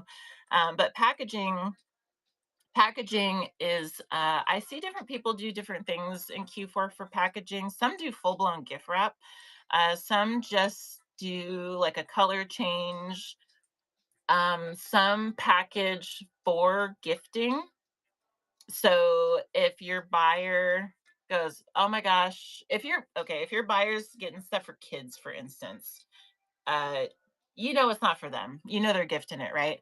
And so you might package it in a way that says like, hey, this is just going to come in it's going to come either in a bag or with a bag or in a box or with a box so that when you receive it, you ain't got to worry about it. Your job is done, right? Maybe put it in the bag and with the paper, the tissue paper or something, but it's like it can be a nice touch. So like some of the stuff I had in my little holiday tote that's the tiniest was flattened gift bags and tissue paper, right? Because if you send something that's a gift, that's a really, really, especially tissue paper, because you can get it in bulk for very inexpensive, and it may incentivize someone to come back and buy from you because it's just kind of thoughtful. Some people will go as far as to just like fully wrap the thing in tissue paper. I would recommend like anything that's wrapped having like washi tape so it can be unwrapped and verified if the buyer wants that or whatever. But otherwise, just having gifting in mind. Maybe send a gift tag with it for them to just fill out so that they're just done, right?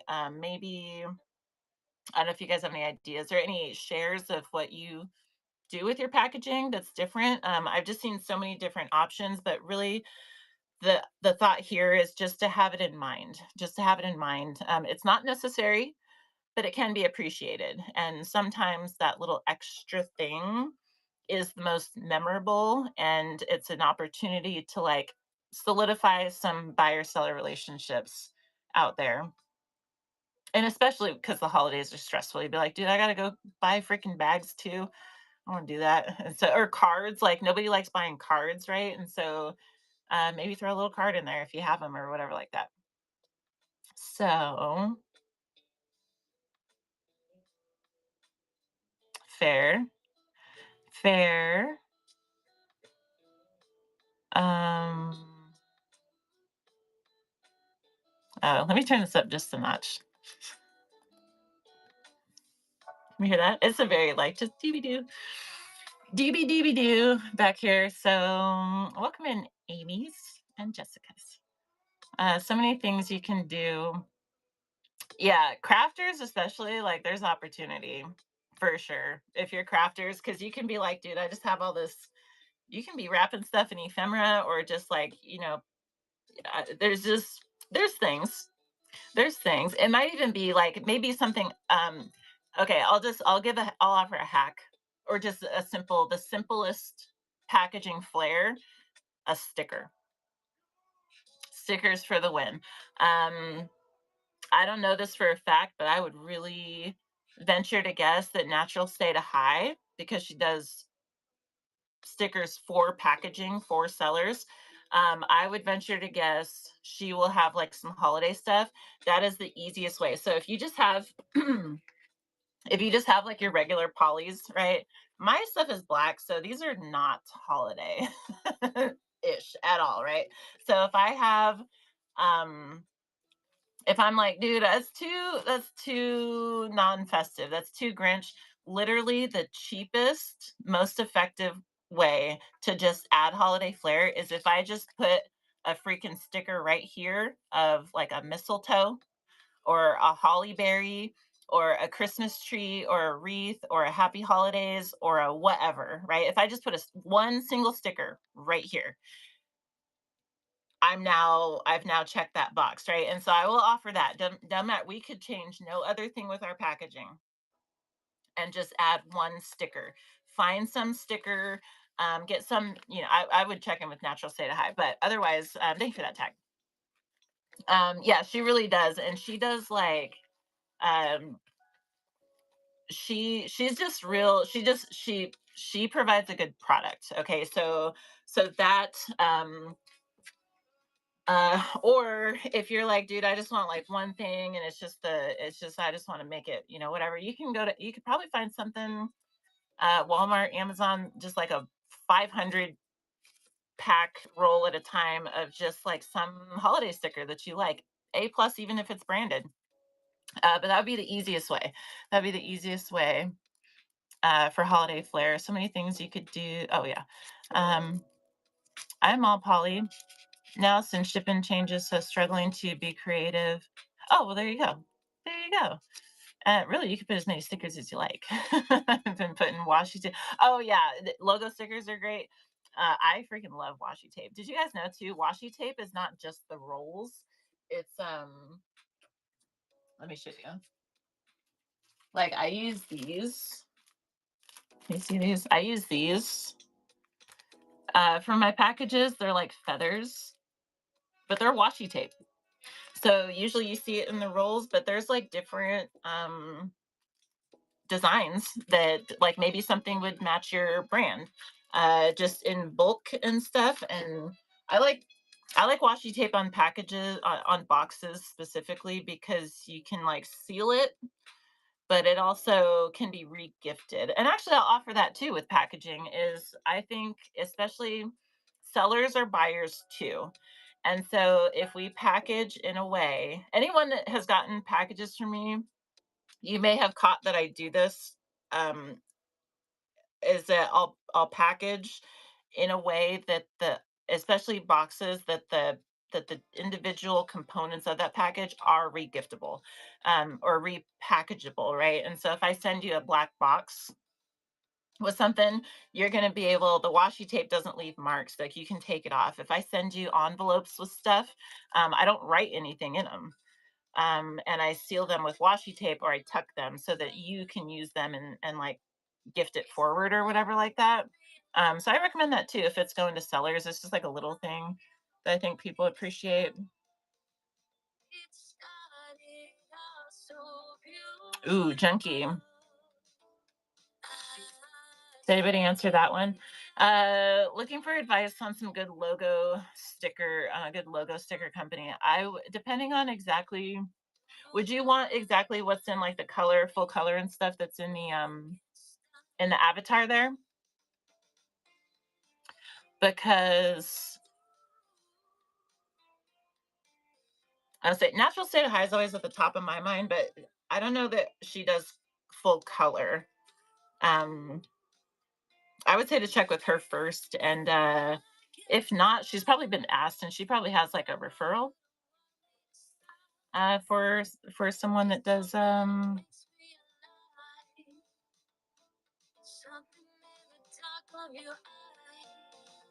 Hmm. Does anybody know a sticker maker that does full color um, logos? Please share. There you go, Andy Sameta. Andy Someta. Um, QR codes are good too.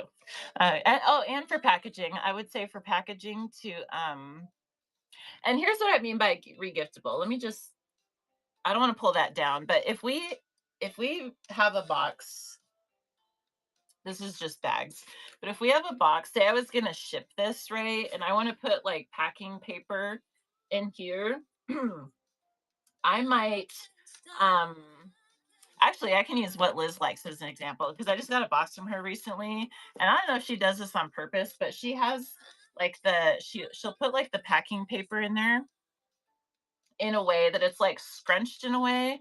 It's like squares of packing paper, and she like scrunches in it a way and then like folds it and then layers it in there. So you could, it's not just bunched up in a ball and thrown in there. So you could reuse that, right? But otherwise, if I was going to send something like this to somebody and I just needed like packing paper in there, I might put like I might have a sticker on the outside of the box, but I might just, instead of using my regular brown craft paper, I might use some holiday color tissue paper, put it in there in a way it could be reused or not, but otherwise it still has like that Christmas vibe in there.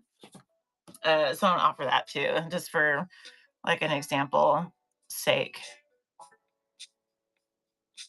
Uh, yeah, dollar store for the win. 2 years ago, I did giveaway for gift wrap during my shows, and if the person made a purchase, I'd gift wrap their item in the obvious, or the audience voted for the paper and ribbon.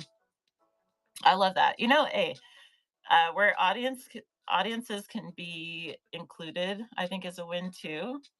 Person didn't buy anything, and then they got some wrapping paper and a ribbon. Fair. Yep.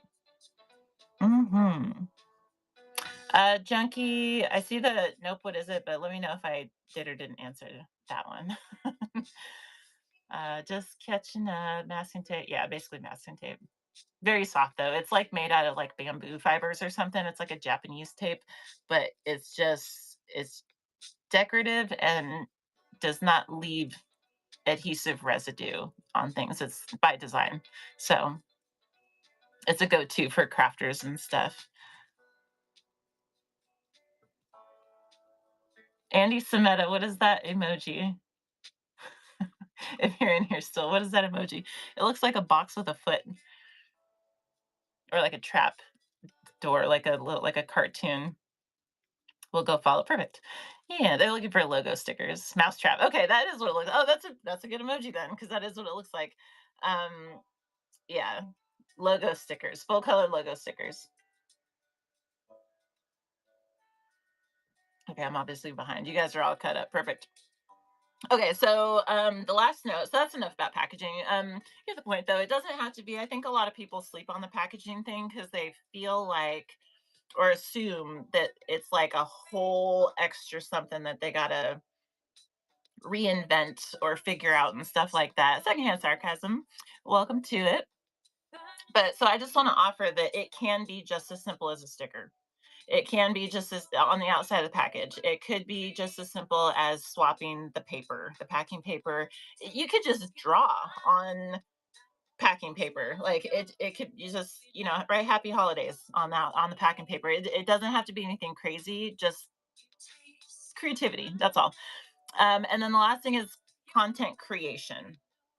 Content creation. And so this, without going into like super detail, um, content creation is not within Whatnot. So, you know, different people can approach it differently, but the offer is that it does tie to our whatnot, and really all of our content creation, whether it's on Facebook, Instagram, Pinterest, TikTok, whatever it is, should be linked via like call to action. Like should be some kind of link, right? If our income and our sales are in whatnot, then our marketing ventures on these different socials ought to be funneling back that way, right?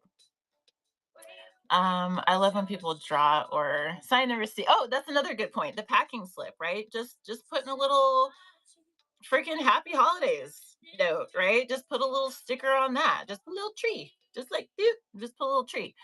Um, Shoot, you could even have just attach a sticker. Don't stick it on, but just attach it so that they can repurpose it or whatever. Just something. It doesn't have to be anything crazy. But content creation, because it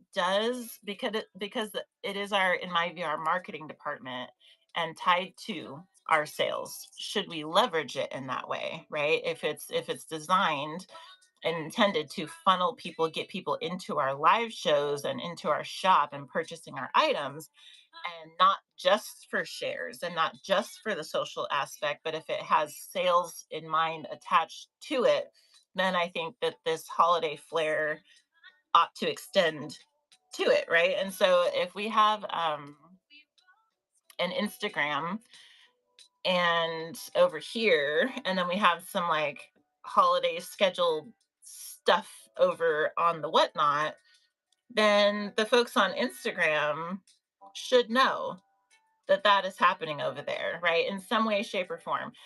Again, I think music is one of the easiest ways to convey this. You could do the same. Everybody treats their content creation different, but if one were to have like a perfect schedule, right, where it's like, okay, I've got these tiered templates, and I'm posting to this, and this platforms. Those are my go tos. Um, for example's sake, I'll say Instagram, YouTube, and TikTok, right? So I go, okay, I post on Instagram 3 times a week, Monday, Wednesday, Friday.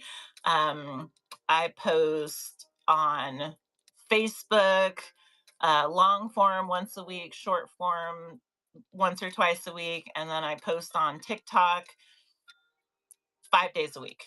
I don't know, something like that, right? And I got these templates, and that's what I'm doing, right? So then you would look at those templates and you go, okay, what thing could I tweak on here that is going to make this holiday-ish, right? Because again, the theme through this show is it's just a lens adjustment, right? It's just a lens tweaking of just looking at the same things that we're already doing, and then asking ourselves, okay, so the person doing holiday shopping who's in holiday mode, if they see this current me next to the holiday flair me, what's the little difference that could be implanted there that's going to make them click on that? And so um for content creation, the easiest thing I would say is probably just the music choice attached to the things. Otherwise, making it a point to advertise the if we're on a raid train for stocking stuffers, put that in there somewhere. Put that on TikTok. If we have some like viral item and we're going to use that as our loss leader for one of our uh, big DSAS shows or something like that, like let's highlight that. Get all the keywords in there and all that kind of stuff. So,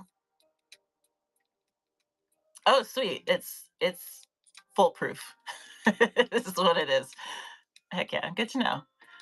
Good to know. I use my holiday boxes to promote the Naughty Awards organized by Suburban Bish. That was a lot of people. Who was that? um. Oh, how do we say that?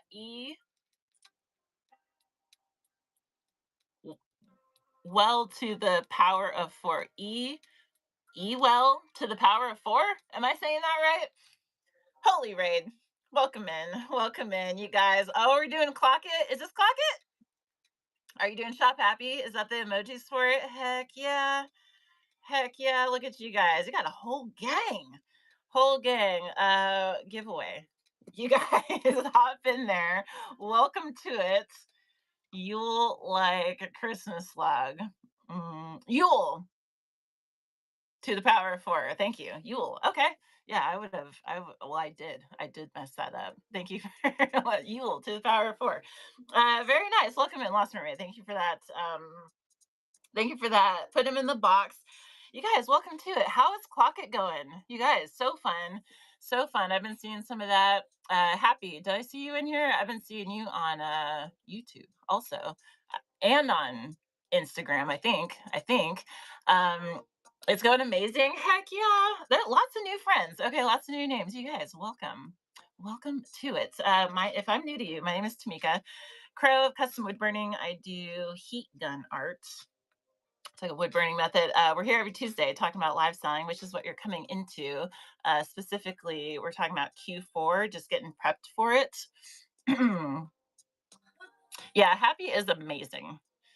Amazing resource, incredible resource. Oh, I bet. Yes. Crazy busy. You guys, the giveaways for a giftable card. If you're interested in that, usually there's something tucked in there. Just depends on who it's going to. But please hop in there. I'd love to send you something just for being here. Please stay. Great information here. Thank you. So yeah, we're here every Tuesday talking about live selling. You guys, we've been running this chat show for like 2 years now, probably 2.5, maybe, I don't know, but we change topics every week. And so if you're into that, it's every single Tuesday at noon Pacific, every single Tuesday at noon Pacific. And yeah, it was Q4 stuff today. Usually I don't know till like the night before what we're going to be talking about, but it might be how to get people in our rooms. It might be just now we're talking about social media a little bit.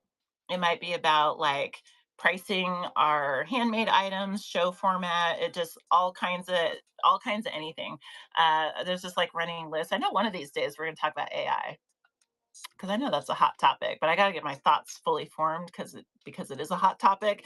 Either case, that's what we're doing over here. Fridays we demo, and Wednesdays we are getting some like sales shows established. I have one booked for tomorrow that is a jewelry supplies D-stash. If anybody's into that, although it's going to move, but they're always going to be on Wednesdays.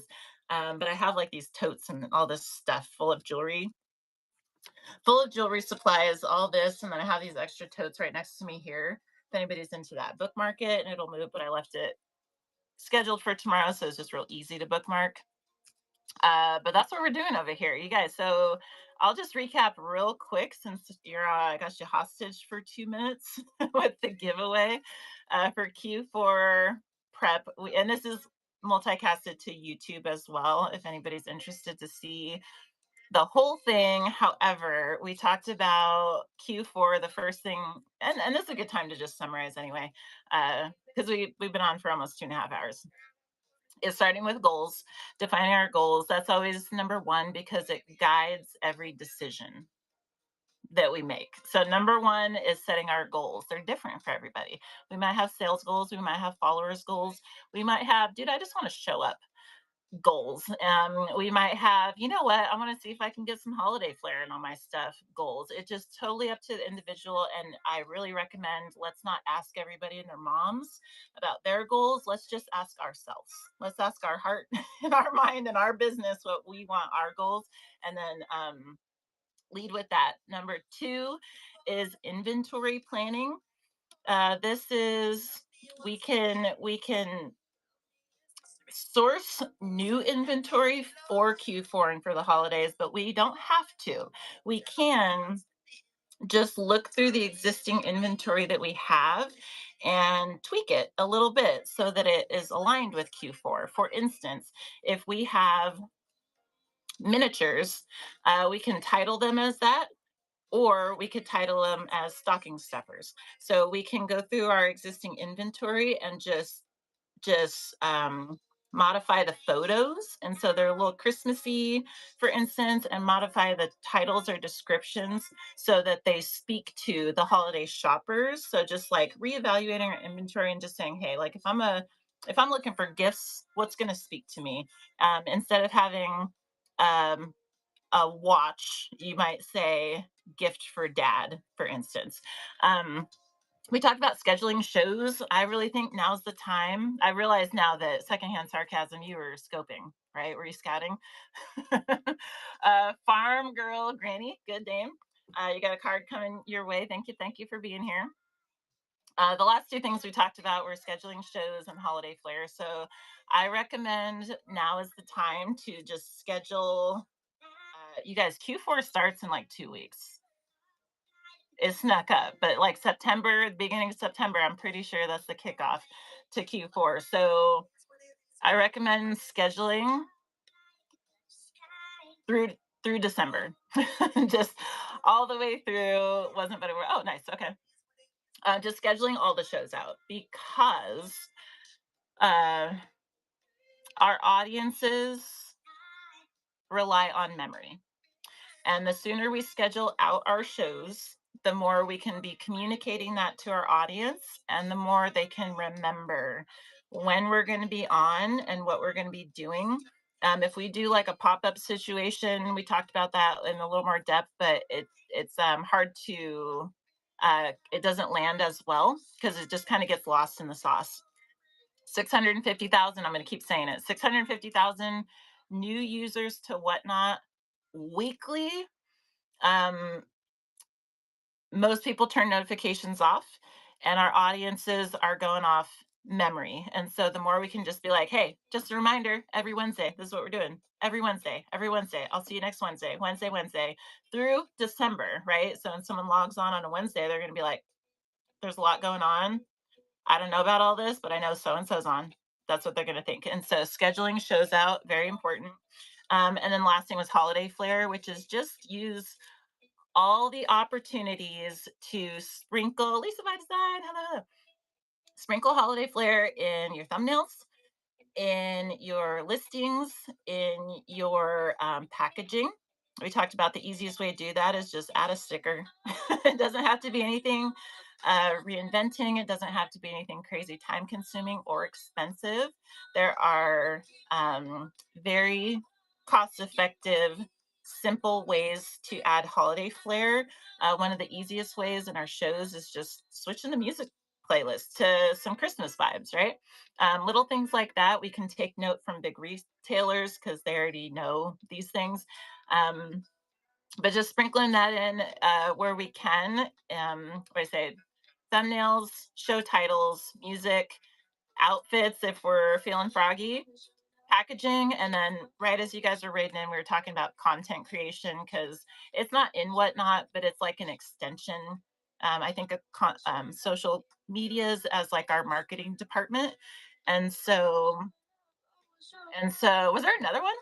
Nikki August, you guys, I love you so much. Let's do another. Let's do another. I know that I missed something there. My main goal every day is just to not to get further behind. You know what? Hey,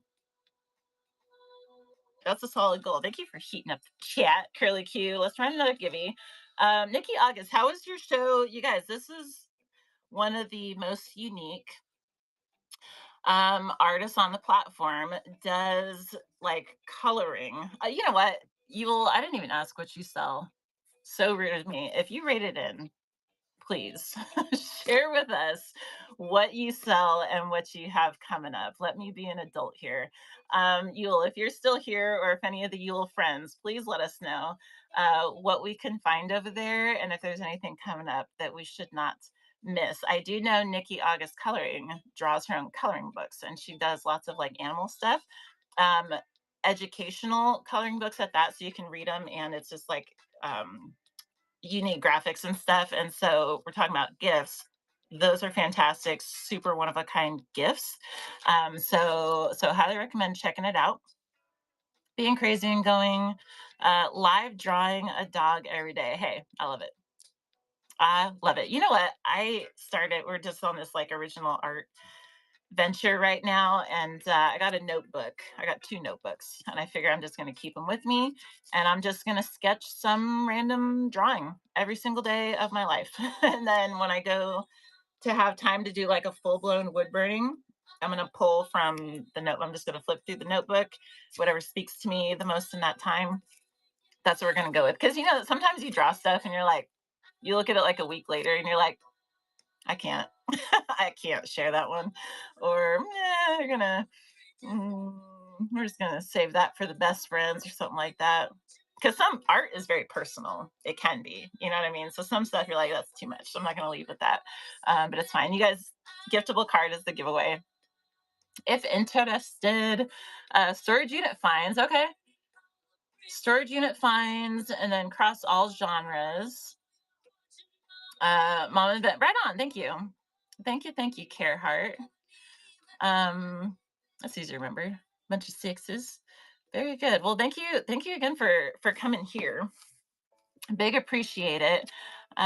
For if anybody has any questions, now's a good time to ask. And if anybody has any, we'll just open the chat. If anybody has anything that you want to share or any ideas that you think someone may benefit from adopting that you do for Q4 prep or anything, any thoughts, questions, concerns, anything, the chat is open. So we'll go with that.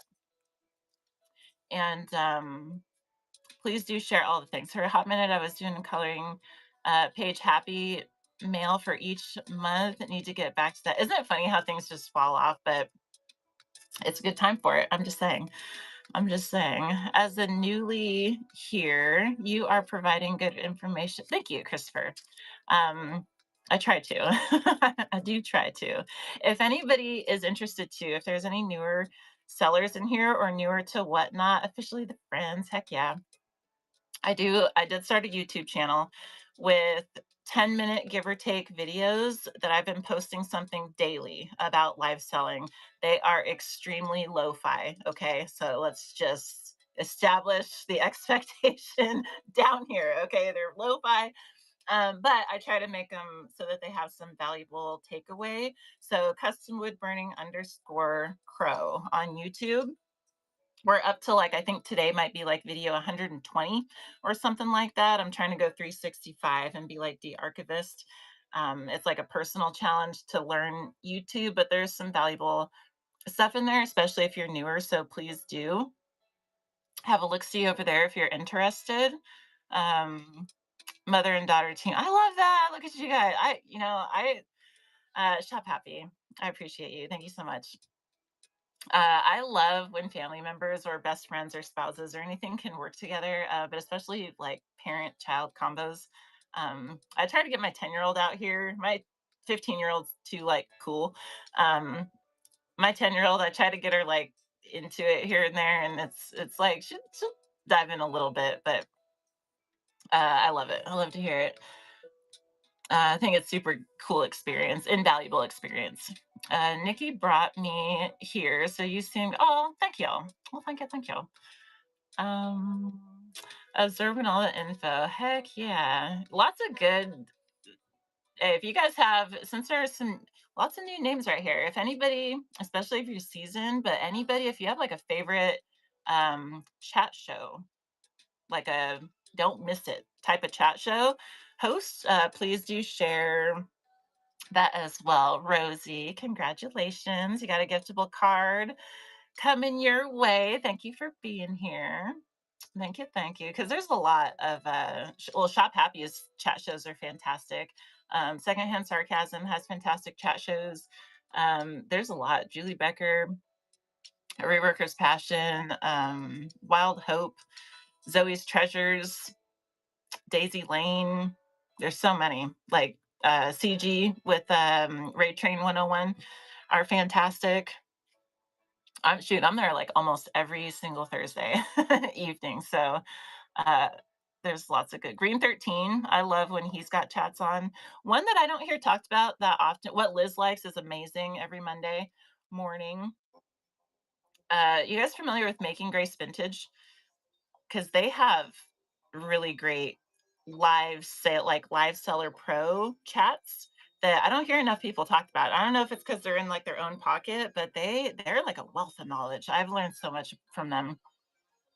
Pixie Does Treasures. There you go. Yeah, Liz is an OG too. Fun fact, she was the first person that I bought something from when I joined Whatnot. And I was like, I love it here. See here forever. She like set the tone. She is hilarious. and she's got fantastic products. So she's kind of like a trifecta, fantastic seller and chat show host. Don't see them much anymore. Yeah, I don't know if they like kind of follow the algorithm sometimes, but like they're great. I love their content. For this year, I scheduled. I'm going back up. For this year, I scheduled all the shows. Now I can focus on filling them. AI helped me so much to look at the numbers for a real plan. I love that. See, and this is why we got to talk about AI one of these days, because one of these Tuesdays, because people really think AI and their brain goes immediately to AI slop thumbnails. But I'm gonna keep advocating that regardless of our feelings of AI, we have to um it's got its benefits. If we just can if I think it just we don't talk about it enough to just like see all the ways that it can benefit us. But you can be like, hey, go over my analytics and just tell me when's the best time I should go live. Tell me what my top selling products are. Tell me you can put your profile. I'll just plant one seed and then we're going to talk about it another time, okay? You can because I did this. You can well my dude did this which is how it proved it to me. He put my whatnot profile link into chat gpt and he said evaluate this, give me the pros and cons and tell me what I could be doing differently. Just rate my profile, Chat GPT. And I'm talking about 5 seconds. And it pulled up just this huge, fully professional write up of like all the things that were great, all the things that were like, okay, that passed, you know, and then all the things that I could improve on. And I was like, you know what? That is invaluable. That is invaluable. And I don't care. Thumbnails are like one thing, but this type of information is like, that's an amazing resource. And there's other things that we can use the analytics for. And so we're going to talk about that at someday. I'll just plant that one seed for now. But Gemma, thank you. Daily chews. That's really what they are too. 32 and she's 60. Yule, I love that's freaking super cool. Um, I love that. I super love that. All right. Yeah, she is hilarious as well. Thanks for all the hearts and the shares. You guys are so nice. TQ, how you doing? It's not going away. Like it's really not. And okay, I won't go on a soapbox right now. I could, but I won't. But agreed. It's not going away. And maybe that'll be next Tuesday. Let's see if I can form enough thoughts to get it together next Tuesday. You guys, I do want to tell you this next we're going to be out of town for we're going to be basically I know I have a show scheduled for tomorrow, but I just left it there to collect bookmarks. Okay, it's going to move most likely because we're packing tomorrow. We're going to get our last little summer vacay out of the way, take the kids out for a bit. And so we're really not going to be back till next Tuesday. We're not going to be back till next Tuesday. Usually it's Tuesday, Wednesday, Friday. So this is a one-off, but it is summertime and school starting, so we got to get it in. So next Tuesday, and if I can get some thoughts together, that's maybe AI will be the topic. I don't know. My inbox is open too to other, which I do get messages here and there, like for different topic discussions, and I appreciate that. And it's always open for that because we got to come up with something every day or every week, and I love your guys' ideas, and usually we do bring them up in a show, and really get to deep dive into them. And so please DM me if you have an idea for that. When you started out, did you use the platform's promotion tools?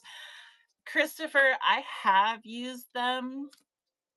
It wasn't when I started, but I have used them for raid trains specifically, and I do recommend trying them. But I do hear very mixed reviews on how effective. The best thing I could say for show promotion is well, the best promotion in my opinion is just organic, just networking and just being you because you put yourself out there, and then people who connect with that resonate with you, and you're just like active in other people's shows and stuff, they'll come bookmark your shows, and you just organically grow like that. But if you do want to use the promote tools, I would say to choose the shows you're promoting strategically. So if it's just like a regular Thursday and you're just kind of chilling, a promotion's not going to drive sales. But if you have like a big D stash, or you got some like killer name brands, or if you got something kind of eventful, like a one off type of show, something that the show itself is already going to be a banger, and you just want more reach for something that's already established, like the products are dialed in, there's some audience to start with, and the process, your sales process, is straightened out. Then if you promote, people clicking in are going to stay there, the room will grow, and they'll start swiping on your stuff. So in other words, I don't think promotion is like a solution for, some people try to use it just to drive sales. I don't think it can be used independently like that, but I think it can be very effective in boosting what's already working. And so I hope that helps. I hope that helps. Thank you for all the hearts and stuff. Batman Drill, how you doing? Hello, hello. Shared your page. Thank you. Thank you, thank you. I appreciate that. All the humans, yes. Yes, please do bookmark too. We're here every Tuesday. I would love to see you guys. I would love it so much. Can you explain how the promote tools work? Well, there's three types of promotion. There's full show promotion, where you tell Whatnot, I want this whole show to reach more eyes, and they're going to tell you it's going to be about this much money. Or you can do a boost, which is you're just paying for like a 15-minute um, boost in exposure, which would be ideal for if you got like uh, again, it has to align with like a banger something eventful. So if you're like, okay, I just want the first 15 minutes of this show of my 20K follower show. I want the first 15 minutes to get more attraction, and then more traction, and then after that I got it. Then you can pay for just 15 minutes. The third type is a community boost, where your audience can chip in and boost your show, and then the seller, there's nothing out of the seller's pocket.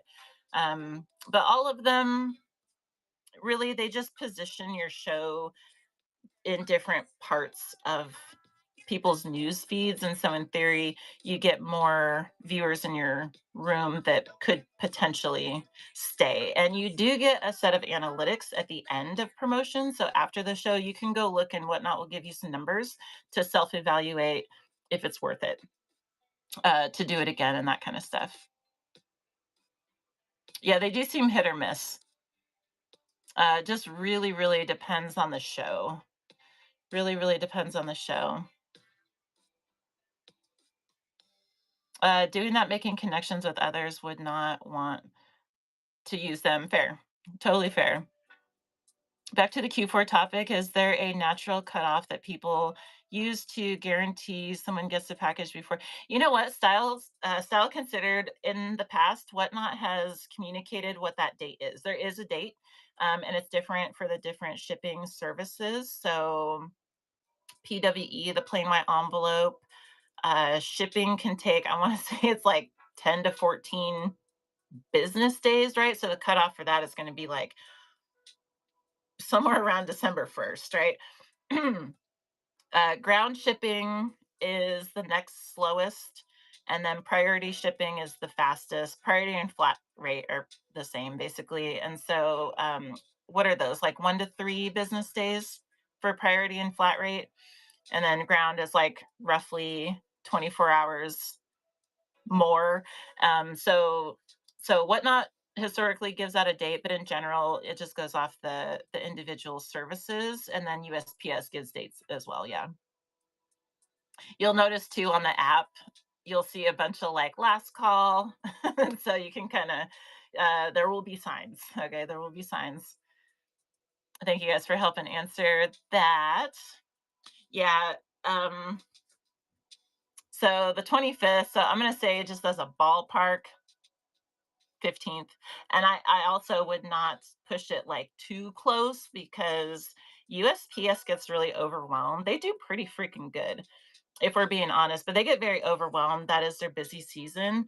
And so anything that's shipped at the wire, like down to the last minute, does come with risk that it won't arrive on time, even if they say that its projected date is the 24th, for instance. And so, so there's that. So, you guys, it is time.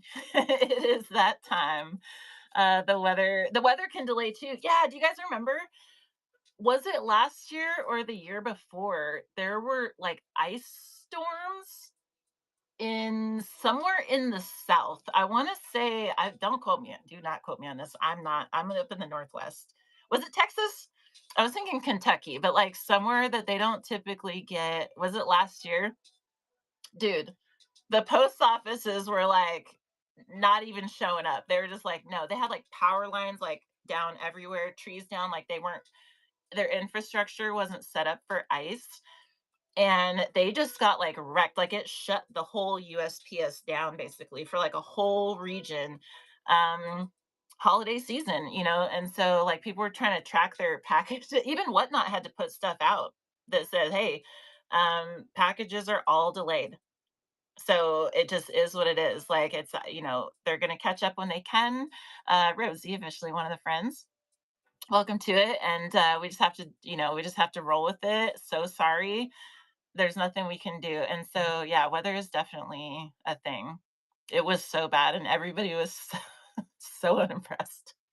Everybody was so, people were on Facebook, meh, just all the things. Okay. Um, anybody, I want to throw this out there, and I don't see anybody else in the community category. Usually I try to go there and keep the info shows rolling, but I don't see anybody live. If you guys have any friends on right now that you might like to support, or raid trains or anything happening, please let me know. Otherwise, I'll just find someone random.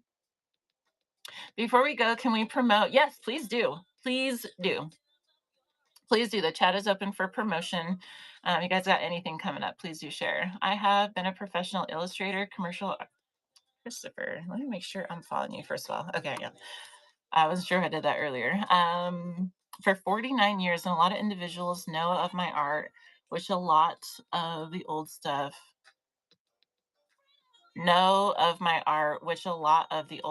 on eBay. So you're bringing your long established art situation to Whatnot. If I were you, I would let as many people who have previously purchased your art, I would let them know. 100%. Anybody who has like an established buyer base, audience, fan base, anything like that, definitely get the word out to them, because I've watched whole audiences will follow people to Whatnot and set up Whatnot accounts just to stay in connected with their favorite sellers, for sure. Flooding. Oh yeah. Yes. TQ. 100%. 100%. Oh. First show is next Tuesday, you guys. First show next Tuesday with Style Considered on the 24th. Um, it's super exciting, and you know what? Enjoy it, because the first couple shows only happen once. You know what I mean? And you just have to, like, don't take yourself too seriously. Just show up and just have it in your mind. You know what? I just know that just pushing the button to go live is a huge win in itself, and a lot of people don't do that. And so you're doing great if you can just push the live button. Anything else that happens with that is just a bonus. You're just showing up, uh getting a feel for it, learning the app, learning where the buttons are and stuff, and then you just really try to have fun. I think people get it in their mind of like, oh, I gotta have like 50 sales my first show. don't even worry about sales. In my opinion, don't even worry about sales. Worry about showing up, showing your products, learning the app, and having fun. Fun is contagious, by the way. Fun is contagious. I'll add this, and then I promise I'll let us go. But I'll add this because in our I won't sugarcoat it. It is rough. It can be rough starting out, right? Getting traction can take a minute, okay? And it can test us emotionally and mentally because we're sitting there talking to ourselves sometimes, and we're just like, it can just be discouraging if we're just showing up over and over without getting sales that we want. And so I will offer that when we're in that phase, just for one, know that everybody goes through that phase.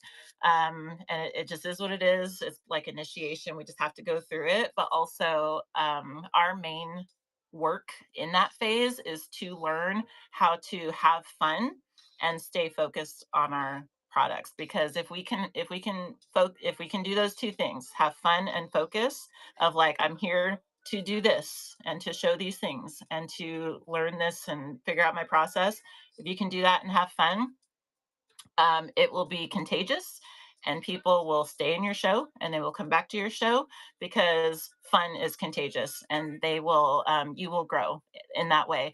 The moment you let discouragement win, you may as well just end the show because it's like probably the number one thing that I see um, deter folks in rooms is that if you go in and they're just like, well, no one's here. Like, I'm here. What are you talking about? What are you talking about? Like, what am I chump change? So so just stay positive, have fun, keep yourself motivated, and you're gonna do fantastic. Fantastic. Yeah, perfect. Heck yeah. Oh, Jill doing demos tomorrow. Heck yeah. Doing demos every Sunday. Nice. Heck yeah. All right. Yeah, guys. Making sure I'm catching up all the things. All right. I love you guys. We're gonna find someone to oh, I didn't even tell you I had a quote. You guys, I have a quote every time.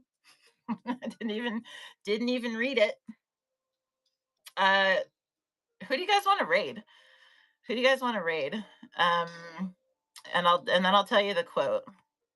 I like to tell you where we're raiding to in case you can decide if it's your cup of tea or not. So I don't want to hold anyone hostage for the raids, but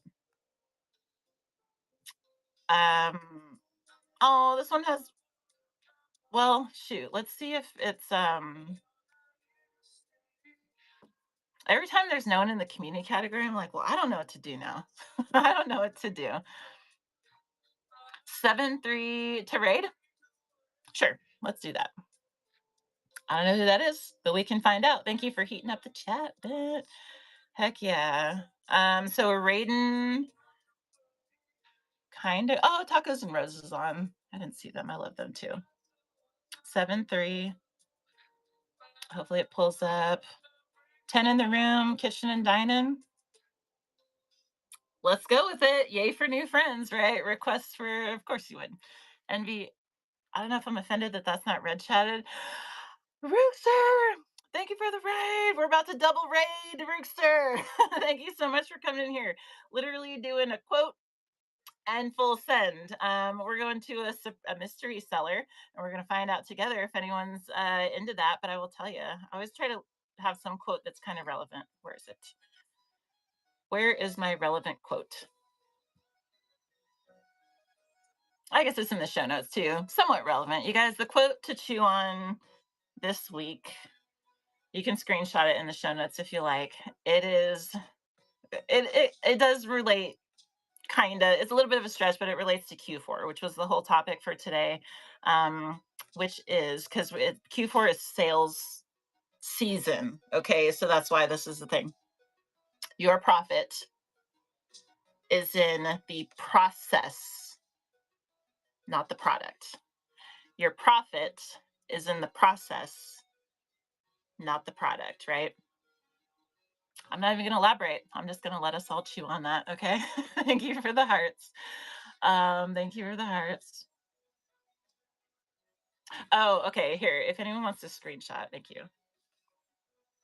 Let me turn this off. If anyone wants to screenshot it, I forgot the show notes disappeared. It is this right here. Your profit is in the process, not the product. This applies year round, but I think with Q4, it especially just gets us thinking like, what is my process? Okay, so we're not going to elaborate. We're just going to let you chew. There's that, you guys. I love you so much. Thank you so much for being here. Thanks for hanging out. Thanks all the new friends for sticking around from those raids and everything. Again, we're on a little bit of a vacay this week, taking the kids out before their school starts. And so we will be back here on Tuesday talking about more live sales stuff, maybe AI. Brace yourself if that's the topic, but maybe AI, otherwise, something else, hopefully valuable. So, thank you for being here. And let's go see what 73 Stameno. I don't know if I'm saying that right, but let's go see what they're doing. I love you, and I will see you on the flip side. Bye bye.